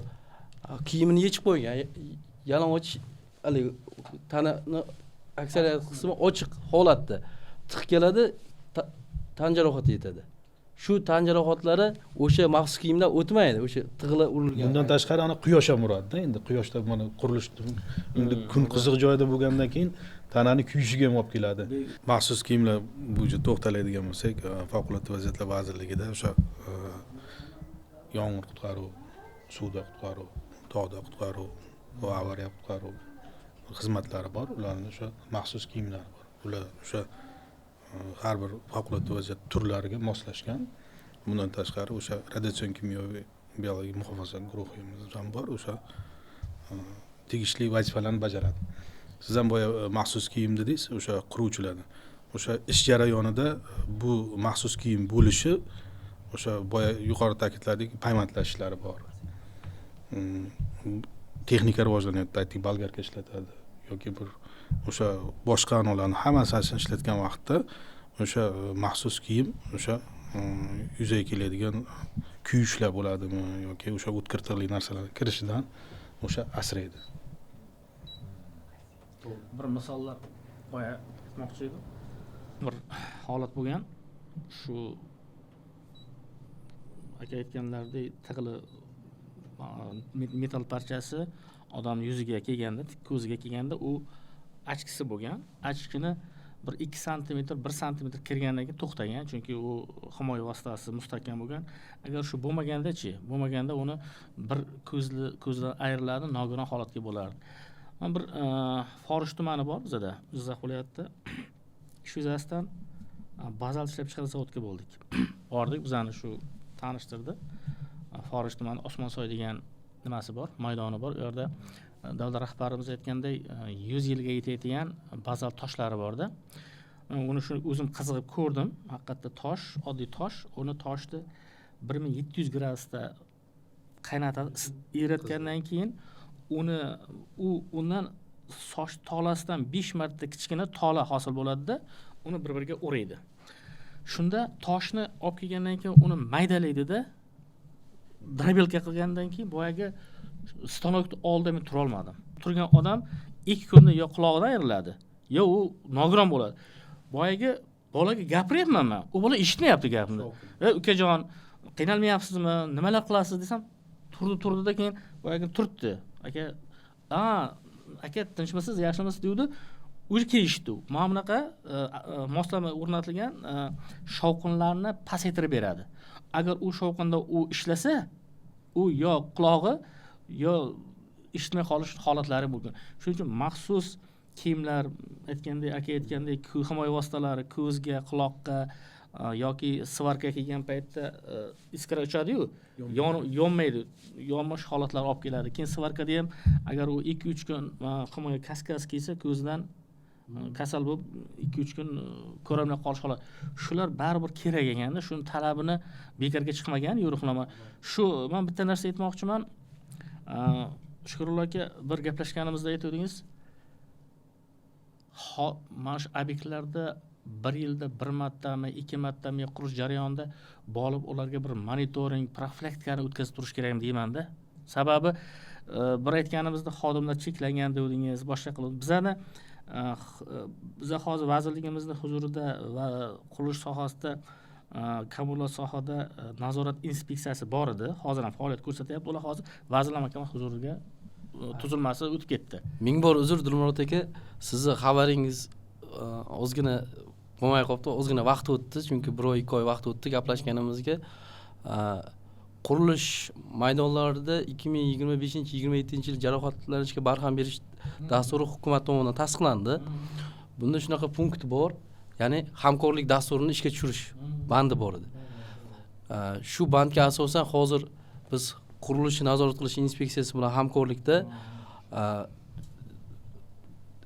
har bitta inspektorimiz, ulardan bitta inspektor, bizdan bitta inspektor, kasaba uyushmasidan ham mehnat muhofaza qilish bo'yicha xodimlarni jalb qilganmiz.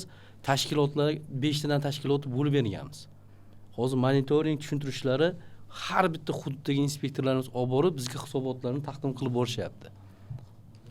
Mana hozir yana shu joyda maxsus kiyim bilan bog'liq bo'lgan, himoya vositasi bilan bog'liq bo'lgan, kaska bilan bog'liq bo'lgan masalalarda biz xorijiy tajribalarni ham ko'rishimiz kerak. Hozir baribir oxirgi xulosamiz shunaqa bo'lyaptiki, bu ishga rioya qilish o'ta sust darajada degan xulosaga kelyapman-da men. Har bitta tashkilot, masalan, hozir bizani kuzatuvchilar ham agar buni yaxshi ketyapti deydigan bo'lsa, hech kim ishonmaydi bizga-da. Lekin bu holat haqiqatan yaxshi emasligini hamma ko'rib turibdi, bilib turibdi.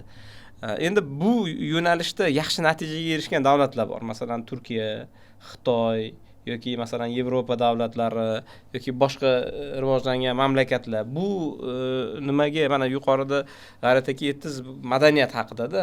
Bu xavfsizlik madaniyati haqida aytdingiz-da. Bu xavfsizlik madaniyatini biz qurilishda, o'zi umuman mehnat muhofazasida, mehnat sharoitlarini yaxshilash bilan bog'liq bo'lgan madaniyatni shakllantirish uchun ular qanaqa yo'ldan foydalangan, biz nimaga o'sha yo'lga o'tmayapmiz?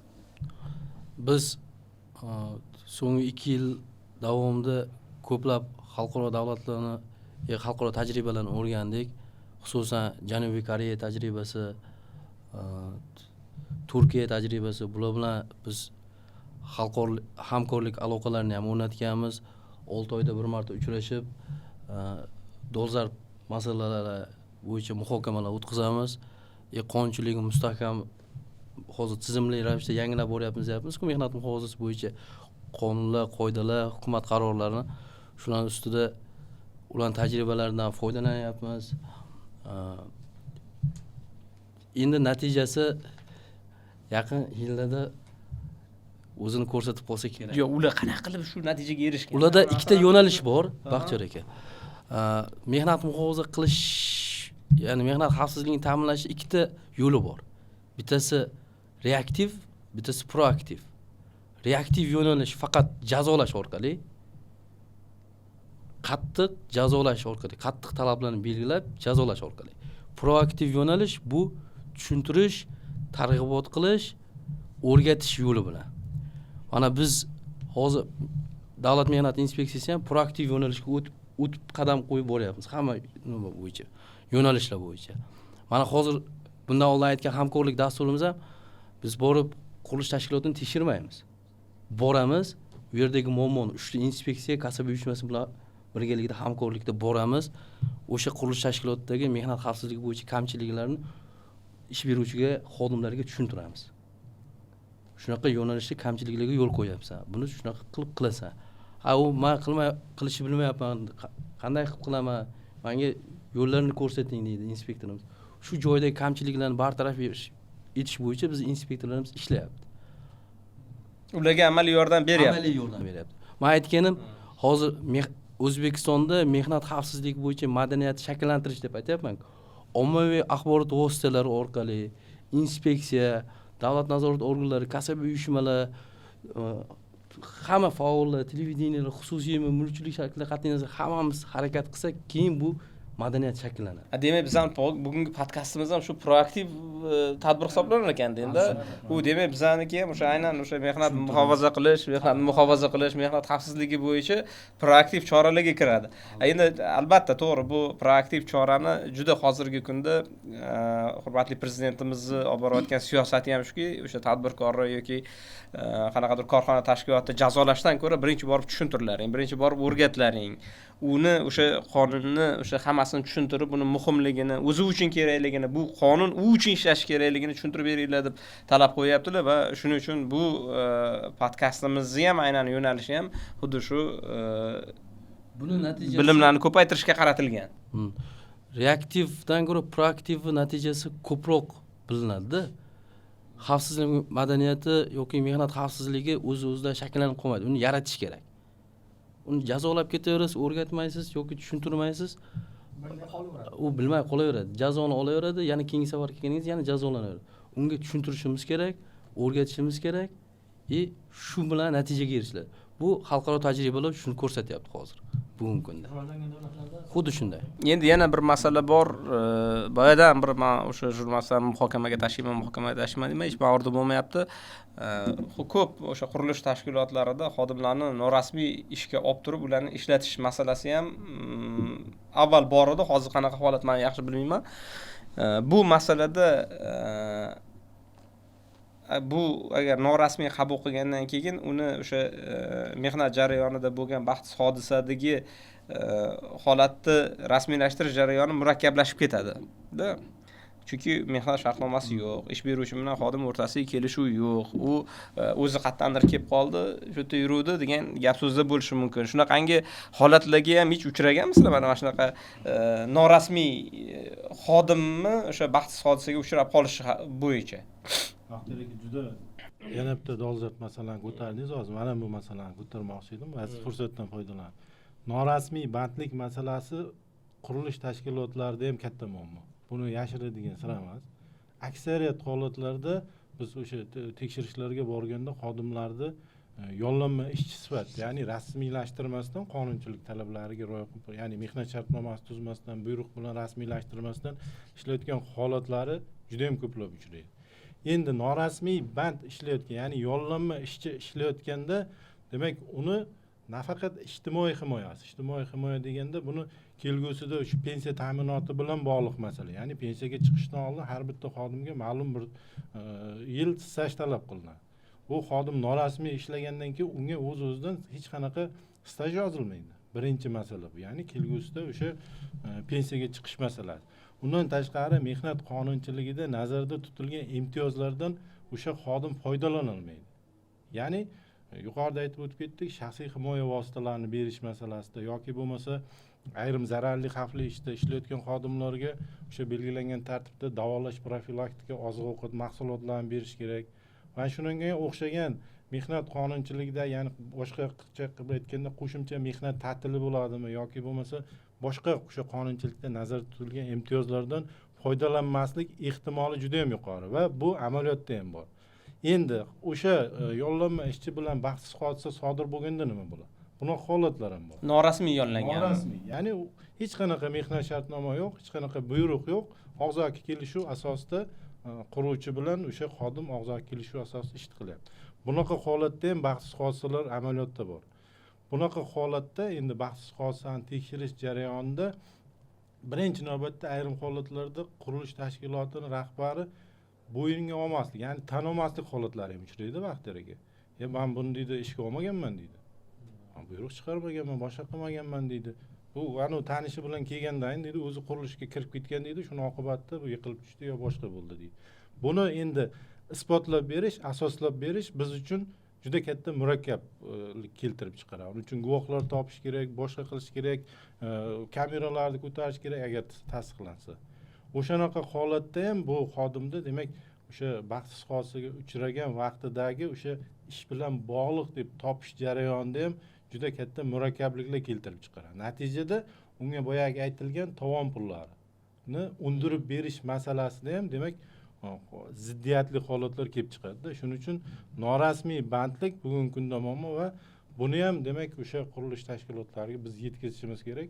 Albatta bu bo'yicha hozir Davlat mehnat inspeksiyasi ham katta ishlar qilyapti. Monitoring qilyapmiz, mana GASIM bilan, ya'ni qurilish nazorati inspeksiyasi bilan birgalikda monitoring qilyapmiz. Bu bo'yicha menimcha shaffof qurilishda ham alohida ball tizimi bor. Bu agar xodimlarni o'sha rasmiy ishga qabul qilish ko'rsatkichlari bormi yo bu hisobga olinmayaptimi oxirgi paytda? Hozir bizada yaqinda shu muammolar, qurilish sohasidan muammolar bilan shu chora-tadbir belgilaganmiz. Hozirgi kunda, bugungi kunda oddiy ishchi deganimizda shu beton qo'yuvchi, g'isht teruvchi 10 ta ishchi olsa agar pudrat tashkiloti 10 ta ishchi va undan yuqori olsa unga ma'lum ball beriladi. U mezonda bor. Mana rating ms.o'zda aytdim-ku boya 4 ta yo'nalish dedim-ku, yo'nalishga kirsanglar mezonlarda ishchilar degan alohida nima bor? Punkti bor.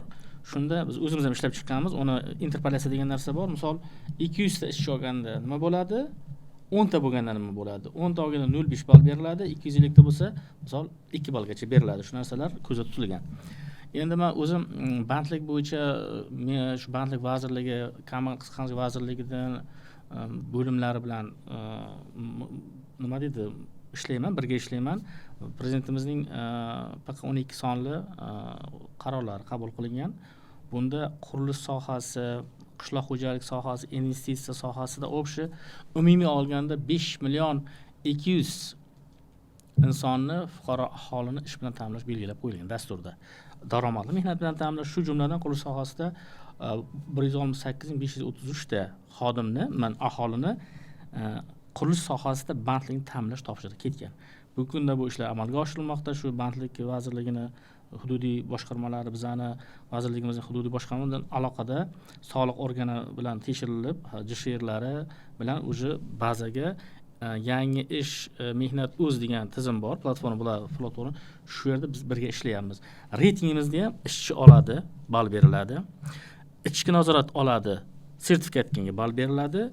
Boya aytib o'tdim, sifat bo'yicha mehnat muhofazasi bo'yicha muhandisga ham ball beriladi. Ball berishni biz kiritib qo'yganmiz. Endi yana takomillashtiryapmiz. Shukrullo aka bizga shu boyagi dasturimizda chora-tadbir belgilangani biz rahbarimizga kirgan paytda baxtsiz hodisa bo'lganda pudratchilarga qanaqa minus ballar qo'yish mumkin? Misol, oddiy jarohat oldi, qanaqadir ball, o'lim bilan tugadi, unga minus ball. Shular bir ko'rilsa yaxshi bo'lardi deb bir muhokama qiluvdik borgan paytingizda. Avval bor edi, hozir bu olib tashlandi, yana bu takomillashtiryapmiz. Lekin shu reyting ballida ball olish, o'zini munosib ballni olish uchun pudratchilar harakat qilishyapti, sertifikat olyapti, ishchilarni o'qityapti. Takomillashtirib borilyapti demoqchiman-da. Bor. Baxtiyor aka, unaqa nima deydi, hamnafas olib to'xtab qolayotganimiz yo'q. Hamkorlikda ishlayapti. Lekin baribirga ham to'g'ri, bu o'sha shaffof qurilish reytingdagi alohida ko'rsatkich sifatida belgilanganligini o'zi bu juda katta yutuq. Lekin shu bilan birga unda boyagi nima bor-ku, ko'rsatkichi eng yuqorisi. Masalan, ba'zi qurilish korxonalari 200 ta emas 500 ta quruvchi ishlatish mumkin. Unga balli 2 ball, maksimal balli olish uchun 200 ta quruvchi yetarli bo'lishi mumkin-da. U 300 tasini rasmiylashtirish ham unga talab qilinmaydi. Shu nuqtai nazardan bu masalani yanada takomillashtirish ko'rish kerak. Balki uni oladigan qurilish obyektini umumiy masalan qanaqadir kubaturadan kelib chiqadimi yoki kvadrat metrdan kelib chiqqan holatdanmi, masalan shunaqangi normalarni ishlab chiqish kerakmi deymanda, yoki agar bu normalar bo'lsa kerak bo'lsa shaharsozlik norma qoidalarida masalan bir kvadrat metr joyi qurib o'sha patkulish topshirish uchun masalan qurilish masalan ko'p qavatli uy joy bo'ladimi yoki masalan ijtimoiy obyekt bo'ladimi, tijorat obyekti bo'ladimi, qat'iy nazar masalan 1 kvadrat metr yoki 1 kubatura obyektni qurib patkulish topshirish uchun qancha kishi soat kerak bo'ladi. U me'yor belgilangan. Shundan kelib chiqib turib bora bunaqa narsa. Biz smetamizda hozir bu buyurtmachi tomonidan loyiha tashkilotini hisob kitobiga asosan shu obyektga umumiy holatda kishi soat, mashina soat belgilab o'tilgan. Shu kishi soat, mashina soat shu smetada misol 30 ming so'm yoki nima hududlarga qarab 40 ming so'mgacha yoki shunga belgilab qo'yilgan. Shu smetada bor bu narsa. Smetada bor, lekin xuddi shunga smetada bor bo'lgan narsaga masalan ishini olib o'sha smetadagi pulni o'sha ishiga xarajat qiladimi, yo'qmi degan savol ham turibdi-da. Bu yerda uni masalan ba'zi holatda ishini olmaydi-da, buni iqtisod qilishi holatlari bo'lishi mumkin-da. Shu jihatlariga ham agar e'tibor berib bu sohani yanada takomillashtirilsa, bu reaktiv nuqtai nazardan emas, bu sohadagi boyagi shaffoflik, qonun ustuvorligini ta'minlash nuqtai nazardan. Chunki bu muhim narsa. Sababi masalan davlatdan pul olindimi, ma'lum bir obyektni quraman deb, bu qurilish materiallariga bu qismi, bunisi yana soliqlarga yoki ishchilarga ish haqi degan narsasi ishchilarga ish haqi sifatida berilishi kerak-da. To'g'rimi? O'shaning uchun endi ularga masalan shaxsiy himoya vositalarini agar olish uchun belgilangan nimani xarajatlar qismini unga yo'naltirish kerak.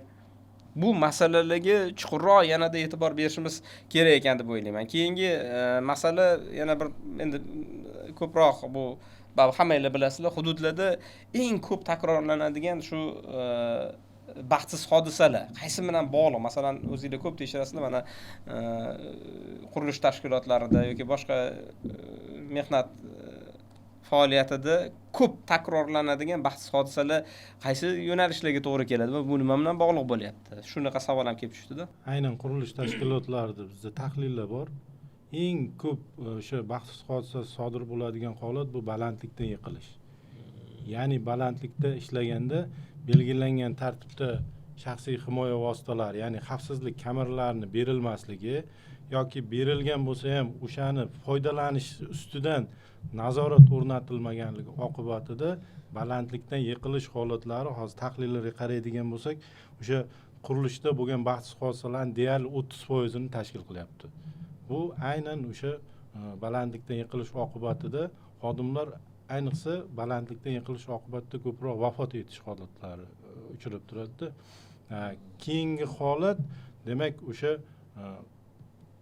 tuproqlarni bosib qolishi oqibatidagi baxtsiz hodisalar ham ko'p uchraydi. Ya'ni kotlovan kovlash vaqtida o'sha kotlovan kovlangan o'sha joyni tuproqni chetini mahkamlamasdan turib, ishchilar uni yoniga borib o'sha xavfsizlik talablariga rioya qilmasligi oqibatida mana bu chetda uyilib qolgan tuproq xodimlarni bosib qolish holatlari ham oxirgi vaqtlarda ko'p uchrayapti. Buni ham o'zini me'yorlari bor, tartibi bor. O'shani demak tuproqni kotlovanni kovlagandan keyin yon chetidagi tuproqni mahkamlab, uni chiqargan tuprog'ini bu yoniga emas, alohida qancha masofasi bor, chetga olib qo'yib, xavfsiz bo'lgandan keyin uni yoniga borib beton quyish yoki armatura ishlarini olib borish talabi belgilab qo'yilgan. Lekin ayrim holatlarda shunaqa holatlar ham bor. O'sha holatlarga rioya qilmaydi, tuproqni uyib qo'yadi chetga. Xodimlar borib ishlaganda yerda bir emas, bir nechta xodimlar bosib qolgan holatlari ham mavjud. Yana qanaqa holat bor? Undan keyingisi men yuqorida aytib o'tib ketdim, kanalizatsiya quvurlari bilan bog'liq bo'lgan holatlar ham oxirgi vaqtlarda ko'p uchrayapti. Men 3 ta misolni keltirib o'tdim. Toshkent viloyatida, Qoraqalpog'iston Respublikasi va Buxoroda. Bundan boshqa holatlar ham bor. Endi og'ir jarohatlangan boshqa holatlarda ham mana shu holatlar ham oxirgi vaqtda o'sha qurilish obyektlarida baxtsiz hodisalarga ko'p sabab bo'layotgan omillar tahlillar ko'rsatyapti. Mana juda bir odamlarimiz uchun zarur bo'lgan ma'lumot bo'ldida, balandlikdan yiqilib tushish holatlari. Masalan, endi boshqa tizimlarni kuzatadigan bo'lsak, masalan, yo'l harakati xavfsizligi, masalan, yo'l harakati xavfsizligi sohasida agar masalan qaysidir joyda avariya ko'proq sodir bo'ladigan bo'lsa yoki qaysidir joyda qanaqadir bir yo'l transport hodisasi bo'ladigan bo'lsa, unga tezkorlik bilan chora ko'riladi, yo svetofor qo'yiladi yoki qanaqadir bir zarur chora qo'yiladi, yoki bardur qo'yiladi, nimadir choralar ko'rilishni boshlaydi. Masalan, favqulodda vaziyatlar sohasida ham ko'rishimiz mumkin. G'ayrat aka, masalan, qaysidir joy sel oladigan bo'lsa yoki yong'in bo'ladigan bo'lsa, uni qanaqadir profilaktik boshqa keyingi safar sodir bo'lmasligi uchun o'shanaqa risk zonalarni aniqlab turib, ularda shu choralar tezkorlik bilan ko'riladi. Bu nima uchun? Chunki bu bevosita davlat o'ziga bog'liq bo'lganligi uchun, bu unga resursi, masalan, imkoniyati bo'lganligi uchun qilinadi. Endi bu yo'nalishda masalan balandlikdan yiqilish holatlari ko'p uchrayotganligini hisobga olib turib, shuni oldini olish bo'yicha qanaqa choralar ko'rilishi mumkin? Masalan, kim chora ko'rish kerak unga? Va uni nazoratini kim qilish kerak?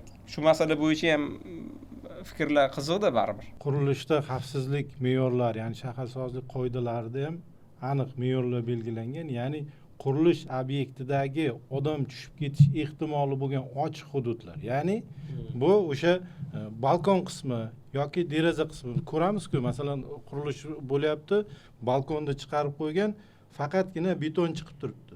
Uni atrofi albatta temir armatura bilan o'ralgan bo'lishi shart. Aksariyat baxtsiz hodisalarda mana shunaqa holatlar bo'ladi-da. Mana bu joy ochiq, demak temir armatura bilan o'ralmagan, anu xodim yo telefonga chalg'iydi yoki bo'lmasa nimadir olaman deydi-da, o'sha yerdan tushib ketish ehtimoli bor. Agar shu joyga temir armatura bilan to'siq o'rnatib qo'ysa, demak baxtsiz hodisani oldini olish ehtimoli ortadi. Undan tashqari yuqorida aytib o'tib ketdim, xavfsizlik kamari. Albatta xavfsizlik kamari yerdan 1,3 metr balandlikda ishlayotgan har bitta ishchi, qurilish obyektida bo'ladimi, boshqa obyektda bo'ladimi, albatta xavfsizlik kamaridan foydalanishi shart. Buning uchun ham xavfsizlik kamarini shunchaki beliga taqib qo'yish emas, uni o'zini foydalanish tartibi bor. Ya'ni beliga belgilangan tartibda taqib, uni qayerga ildirish kerak? Ani havozaga chiqib, narvonga chiqib, narvonni nimasiga temiriga ildirib qo'yish noto'g'ri narsa bu. Uni o'zini maxsus tros tortilgan holatda, tros mahkamlangan, tros ham belgilangan sinovdan o'tgan o'sha joyga demak xavfsizlik kamarini taqib ishlash bu normalarda belgilab qo'yilgan. Mana shu holatlarga albatta qurilish tashkilotlari juda katta e'tibor berish kerak. Buni hamma ko'radi, ko'z bilan ko'rib turibdi, buni yashirib bo'lmaydi. Juda katta qurilish ishlari bo'lyapti, bunyodkorlik ishlari bo'lyapti. Baland binoda ko'ramiz, ochiq hududda to'g'risi pastda turib biz qo'rqib ketamiz-da. Bilanki qonunchilikda aniq belgilab qo'yilgan normalar bor-da. Bundan tashqari mana rivojlangan davlatlar tajribasi deymiz. Hozirgi kunda qurilishlarda ham endi ko'ryapmiz, joriy bo'lganda mana qurilish bo'layotgan qavatni undan keyingi qavatda himoya to'rlari qilganda. Himoya to'rlari. Bu nafaqat o'sha bir ayniqsa Koreyada juda bunga puxta qaraydi Koreyada. Shunday fuqaro tushib ketadimi yoki bir qo'ldagi asbob anjom tushadimi yoki g'isht yoki boshqa narsa tushib qoladimi, o'sha himoya to'rlari ushlab qoladi. O'shalarni joriy. Tepadagi xodim ham himoya qiladi, pastdagi xodim ham himoya. Endi bu masaladan masalan hozir endi savol beradigan bo'lsa, yana buni nazorat qilish, men faqat savol berishim mumkin bo'lgan narsa, nimaga nazorat qilmayapsizlar deb aytishim mumkin-da endi. Hozir nimaga nazorat qilmayapsiz ekan? Javob ham aniq, javob shuki, o'sha respublika bo'yicha jami faoliyat ko'rsatgan davlat texnik inspektorlarining sonini cheklanganligi bilan bog'liq. Bunaqa obyektlarning ko'pligi bilan bog'liq. Hozir nechta bizada texnik xodim inspektor? Bu ham hozir texnik inspektorlar hisoblasak bir 100 dan ziyodroq texnik inspektor bor. Bu bitta sabab. Lekin eng asosiy sabab bor. Bizda davlat texnik inspektor, ya'ni men ko'chada o'sha xodimni shunaqa holatda ishlayotganligini ko'rsam, kirib quruvchiga yozma ko'rsatma yoki chora ko'ra olmayman. Chunki meni huquqim cheklanganda. Chunki u tadbirkorlik subyekti, uni faoliyatiga emas, o'sha holatni men kirib ko'rsatma berishim uchun, tekshirishim uchun ma'lum bir jarayonlar amalga oshirish. Nima bo'lishi kerak masalan? Misol uchun birinchi navbatda o'sha tadbirkorlik subyektini himoya qilish bo'yicha ombudsman bor. Uni demak biz xabardor. Yo'q, mana qarang. Hozir sizni tekshirishingiz uchun u keyingi jarayon. Masalan, siz tekshirishingiz uchun asos nima bo'ladi? Birinchi asos. Asos agar qonunchilik bo'yicha murojaat bo'lishi kerak. Ijtimoiy tarmoqlar orqali demak qanaqadir murojaat bo'lishi kerak yoki bo'lmasa qaysidir davlat organidan bizga xat kelib tushgan bo'lishi kerak. Xullas, mana shunaqa asoslar bo'lsagina biz buyruq bilan borib tekshirish. Shunda agar ijtimoiy tarmoqlar orqali yoki mana masalan men nimani hozir aytmoqchimanki, bu yo'nalishda jamoatchilik nazoratini o'rni qanaqa darajada? Masalan, hozir men masalan o'zimni mahallamda yoki yurib ketish yo'nalishimda agar xuddi shunaqa holatga duch keladigan bo'lsam, ko'zim tushadigan bo'lsa, shu to'g'risida kimnidir xabardor qilishim mumkin. Men buni nima maqsadda qilishim kerak? Chunki o'sha yerdagi ishlayotgan quruvchi bu ham kimnidir farzandi, kimnidir otasi, kimnidir yana kimdir yaqinida, ukasi, jigarida. Endi uni hayoti xavf ostida turganligini ko'rib turib, befarq o'tib ketish. Mana hozir ijtimoiy tarmoqdagi o'sha 9-qavatdan shurfa yurtda ishlatayotgan o'sha nimani qurilishda ishlayotgan xodimni ham kimdir ko'chadan olgan uni. Odamning yuragi shunday nima qilib ketadi, larzaga kelib ketadi. Nima uchun? Chunki uni hayoti xavf ostida turibdi. Boyagi bir chekkasiga o'sha qog'ozlarning bir chekkasiga ilinib turib, shuni shurib qotiryapti-da. Buni ko'rib turib, uni hayoti uchun ham u agar shoshib qanaqadir nimadir vazifani bajarmoqchi bo'lsa, lekin kimdir agar bu to'g'risida xabar berishi mumkinmi? Albatta mumkin. Biz shu jamoatchilik nazorati tartibida agar qilinadigan bo'lsa. Albatta vaqtlik oxirgi paytlarda ijtimoiy tarmoqlar faol, hammamiz ko'rib turibmiz. Bizga ham bir kunda bo'lmaganda bitta murojaat bo'ladi-da. Qaysidir ijtimoiy tarmoq orqali chiqib keladi. Mana bu yerda kaskaz ishlayapti deydi yoki bu yoqda himoya kamarsiz ishlayapti deydi. Biz bu holatlarga tezkorlik bilan munosabat bildirib, o'sha hududda davlat mehnat texnik inspektorini tezkorlik bilan jo'natamiz. Borasan, ko'rasan, demak o'sha jarayonni bartaraf qilib turib, bizga demak ma'lumotini, videosini, rasmini tashlab berasan deymiz. Bunga asos bor bizga o'sha joyga borib holatni bartaraf qilish uchun. Shuning uchun jamoatchilik muhokama nimasini, nazoratini biz oxirgi paytda o'zimiz his qilyapmiz, natijasi bo'layotganligini. Bu ham hali yetarli darajada deb o'ylamayman. Qanchalik o'sha nazorat kuchli bo'lsa, bizga murojaat kelsa, biz uni ko'rishdan hech qachon chekinmaymiz. Bizga faqatgina asos kerak, o'sha holatni borib o'rganishimiz. Endi yana bir masala bor. Ko'p chuqurlashga harakat qilyapmiz. Yana bitta muhim masala borki, o'sha xodimlarning bilim saviyasini, qurilishda ishlayotgan xodimlarning bilim saviyasini yetarli yoki yetarli emasligi masalasi. Masalan, ko'rishimiz mumkin, hozir 11-sinfni bitqizyapti-da, qurilish tashkilotiga borib ishlayapti. Qurilish tashkiloti uni ishga olishi mumkin, chunki u qurilish tashkilotiga diplom shart emas. Hozir ishlayotgan oddiy quruvchiga yoki g'isht teruvchiga yoki boshqaga bularni bilim saviyasini yaxshilash bo'yicha, bularga o'rgatish bo'yicha qanaqa chora-tadbirlar ko'riladi? Bu maktab darslarida bu mehnatni muhofaza qilish, mehnat xavfsizligi qoidalari o'rgatilyapti, maktablarda o'rgatilmayapti. Masalan, 11-sinfni bitkazib kelgan odamni biza qurilish obyektiga kirgizib yuborishimizga ruxsat bormi, yo'qmi demoqchiman. Yo'q, bu bo'yicha mehnat muhofaza qilish to'g'risidagi qonunda o'sha oliy ta'lim muassasalarida mehnatni muhofaza qilish yo'nalishi bo'yicha dars nimalarni qo'yish majburiyati bor. Bu o'tilyapti. Bugungi kunda bir nechta oliy ta'lim muassasalarida, o'rta maxsus ta'lim muassasalarida ham aynan mehnat muhofaza qilish yo'nalishida o'sha darslar o'tiladi. Yo'q, unda muammo yo'q. Unda muammo yo'q deysiz. Institutda biz ham o'qiganmiz. Maktabda yo'q, lekin maktab bitirgan o'quvchi qurilishga kelib ishlayapti-da. u mehnat muhofazasini bilmasa, mehnat xavfsizlik qoidasini bilmasa, unga ish beruvchisi o'rgatmasa boyagi holat bo'lib, u vaqti ham bo'lmaydi, uni o'rgatgan bilan u tushunmasa balki. Endi buni tizimi Baxtiyor aka, tizimi bor. U vaqt bo'lish bo'lmaslik bu nimadir sabab bo'lish kerak emasda. Ishga kirayotgan har bitta xodim mehnatni muhofaza qilish bo'yicha yo'riqnomadan o'tib, o'qitilib, bilimi sinalishi shart. Va bu ish beruvchining majburiyati. Agar o'qitilmagan, yo'riqnomadan o'tmagan, bilimi tekshirilmagan xodimni ishga qo'ysa, demak bu ham ish beruvchiga nisbatan javobgarlik. Buni bevosita o'sha misol uchun qurilish tashkilotining rahbari o'zi qilmaydi. Boya aytganimizdek, mehnat xavfsizligiga mas'ul bo'lgan shaxs o'sha ishlarni tashkillashtirish kerak. Ya'ni yo'riqnomadan o'tkazish, uni o'qitish, bilimini sinash va alohida xavfli ishlar bo'layotgan bo'lsa, kunlik naryad ruxsatnoma berish, naryad ruxsatnomada ham o'sha xavfli ishni bajarishga bo'lgan, ya'ni o'qitish, bilimni sinash, mana shu holatlar amalga oshiriladi. Bu tizim bor, ishlaydi, faqatgina bu yerda o'sha qurilish tashkiloti yoki boshqa tashkilotda nazorat, shu sohaga bo'lgan e'tibor talab qilinadi. Albatta davlat nazorati ham bu yerda. Prosta bir qo'shimcha qilaman, Bezat aka to'g'ri aytdilar. Endi qurilish sohasida bir 4 ta nazorat borda aslida. Nazorat deganimiz qanaqa? Birinchidan Bezat aka fikrlari bo'yicha to'g'ri, pudratchining ichki nazorati bo'lishi kerak. Ichki nazorat. Bu xodim olish kerak, o'qitish kerak. Ikkinchisi mualliflik nazorati. Shu loyiha bo'ldimi? Dom loyihachisi bor. Shu loyihachi o'zini obyekt tugaguncha muallif nazorati o'tkazib boradi. Obyektdan chiqib ketmayaptimi loyihamdan, loyiham to'g'ri ketyaptimi, nima ketdi? Oxiri shu loyihasini kuzatib boradi, o'zini yozma ko'rsatmalarni berishi mumkin loyihachi ham muallif nazoratida va buyurtmachining texnik nazorati. Buyurtmachi balkim o'zi bo'lishi mumkin, balkim yollashi mumkin. U ham texnik tomondan nazoratchi bo'lishi mumkin. Bu nazorat ham uni ustidan keyin davlat nazorati, bu GASNimiz deymiz. GASN deydi qisqacha, davlat nazorati inspeksiya xodimlari, inspektorlar. Ular endi har 3 oyda, har 3 yilda malaka oshirib turadi, attestatsiyadan o'tadi. Ularda bilim bor, lekin bizda nima masala deganimizda obyektlar ko'p juda.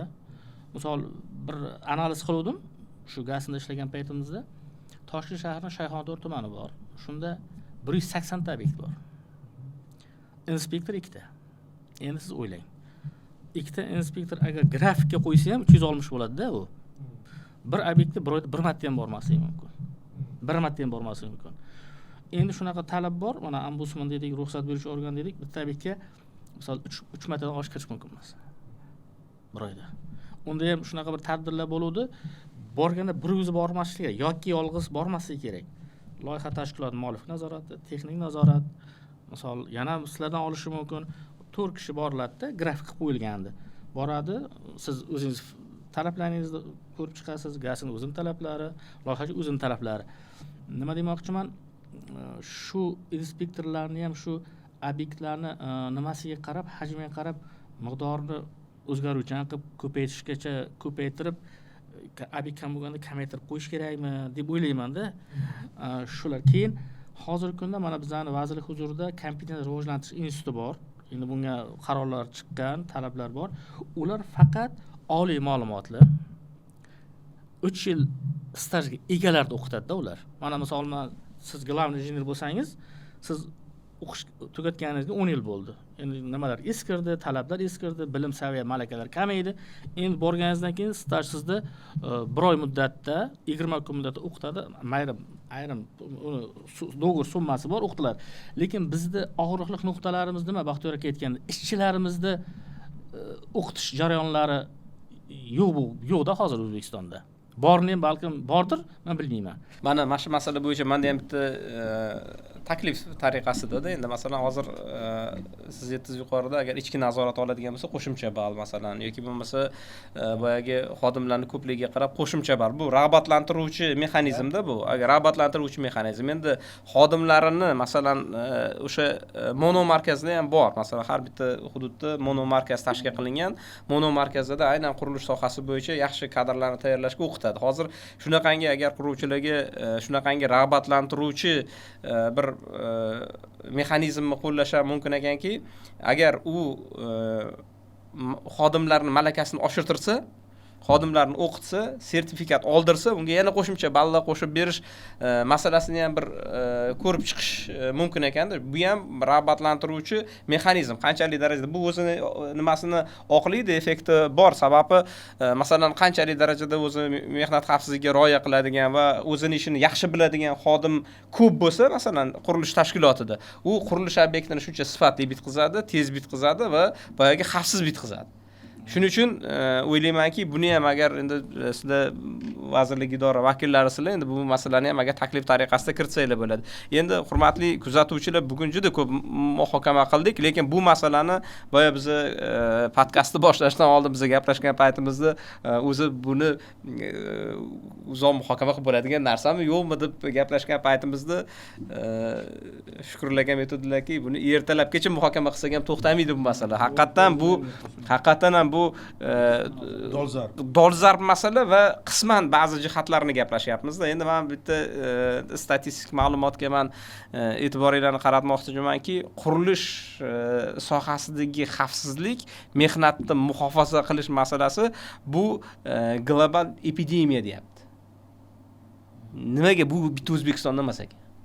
Bu butun dunyoda shunaqa ekan. Aytib o'tibman shu joyda. Marhamat. Xalqaro mehnat tashkilotini ma'lumotlariga ko'ra har yili 2 million odam baxtsiz hodisa oqibatida vafot etadi. Endi men sizga yana boshqa ko'rsatkichni aytaman. 2 million odam har yili o'sha mehnat jarayoni bu mehnat o'sha faoliyati bilan bog'liq holatda vafot etadigan bo'lsa, 340 million odam har yili bu jarohatlanar ekan.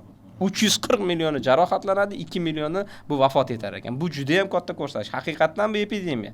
Haqiqatan bu mana shunaqangi podkastni ko'paytirib yoki bundan boshqa platformalarni ko'paytirib, bizni ko'proq shu qurilish tashkilotida ishlayotgan xodimga ham, quruvchiga ham yoki nazorat qiluvchi idoralarga ham faollikni biz targ'ib ko'proq qilishimiz kerak ekanda. Chunki chuqurroq kirib borishimiz kerak. Sababi nima uchun? Bu insonni hayoti hammamiz uchun, butun jamiyat uchun qadrli. Bitta hayotni yo'qotish yoki bitta insonni nogiron bo'lib qolishi uni oilasiga qanchalik musibat. Shuning uchun bu juda ham katta e'tibor berish kerak. Endi biz baribir sun'iy intellekt bilan ko'proq ishlaymiz. Sun'iy intellektga biz savol beryapmizki, bu qurilish sohasida qanaqangi bir fikrlar berasan deb so'rasak, u aytayaptiki, mana men sizlarga o'qib beraman. Ishchilar deydi, qahramonlarmi yoki qurbonlarmi deyapti. Endi bu shundoq o'ylantiradigan savol-da. Ishchilar bu savolni tegida, bu gapi tegida juda ham katta ma'no bor-da. U bitta ishchi qahramonlik ko'rsataman deydi-da, o'zini o'sha yuqori qavatga chiqib turib tez ishni bitqizaman deydi yoki hammadan tez ishlayman deydi. Yo'q deydi, men strafovkasiz men o'sha ishni bajaraman deydi-da, qahramonlik ko'rsatmoqchi bo'ladi o'zi go'yoki o'zini fikrida. Lekin oxir oqibat qurbon bo'lib qolishi mumkin. Ko'ryapmiz-ku bunaqa holat. Mana 2 million dunyo bo'yicha 2 million. Mana bu yilning o'zida qancha odam vafot etdi? Bu o'sha qahramonlik qilaman deb qurbon bo'lganda, endi bu bitta jihatini oladigan bo'lsak. Bu qurilish sohasi bu faqat o'zini malakali mutaxassislari shug'ullanib, agar o'zi hayotini asramasa, bola chaqasi uchun, yaqinlari uchun o'zini asramaydigan bo'lsa, o'zi uchun o'zini asramaydigan bo'lsa, bu shunaqa o'ylaydigan biz ishchilarni sinfini biz shakllantirishimiz kerak, shunaqa o'ylash kerak. Bu ish beruvchidan ham talab qilish kerak. Ish beruvchiga ham aytish kerakki, yo'q, baraka topkur, mayli, menga oylik berasiz. Shunaqa nima borki, agar deydi, men deydi ish beruvchidan bu narsani so'rasam deydi, o'sha kompaniya rahbaridan menga bunaqa ber deydigan bo'lsa deydi, talablarni qo'ysa, yo'q, bor ketaver, boshqa joyda ishlayver deydi. Yo'q, bu hamma so'rash kerak. Hamma so'rash kerak. Chunki hayoti o'zi uchun qadrli-da. Shuning uchun hurmatli kuzatuvchilar, bugungi muhokama qiladigan mavzumiz yanada chuqurroq va bu yo'nalishda suhbatimizni yana davom ettirishimiz mumkin. Lekin afsuski, bu yo'nalishda biz ko'proq davom ettirish uchun vaqtimiz cheklanganligini hisobga olgan holda bu muhokamani davomini sizlarga qoldiramiz va keyingi biz aynan shu mavzu bo'yicha muhokama qilayotgan paytimizda qaysi masalalarga ko'proq urg'u berishimiz kerakligi, qaysi masalalarni ko'proq muhokama qilib javoblarni berishimiz kerakligini agar izohlarga yozib ketadigan bo'lsanglar juda ham mamnun bo'lardik. Yana bir masala, hurmatli kuzatuvchilar, kelinglar shu O'zbekistonda shunaqangi darajada yuqori darajadagi qurilish xavfsizligi madaniyatini shakllantirishga birgalikda harakat qilaylik va birgalikda o'zimizni hayotimizni o'zimiz asraylik, o'zimizni farzandlarimizni, o'zimizni yaqinlarimizni hayotini o'zimiz asraylik. Bu qurilish sohasidagi mehnatni muhofaza qilish, qurilish sohasidagi xavfsizlik bu bizni qadriyatimizga aylanishi kerak. Kelinglar birgalikda shu jamiyatimizdan so'raydigan narsamiz shu qurilish sohasida xavfsizligi yuqori madaniyatini shakllantirishga chaqiriq bo'lsin. Hammanglarning e'tiboringiz uchun rahmat. Xush kelibsizlar.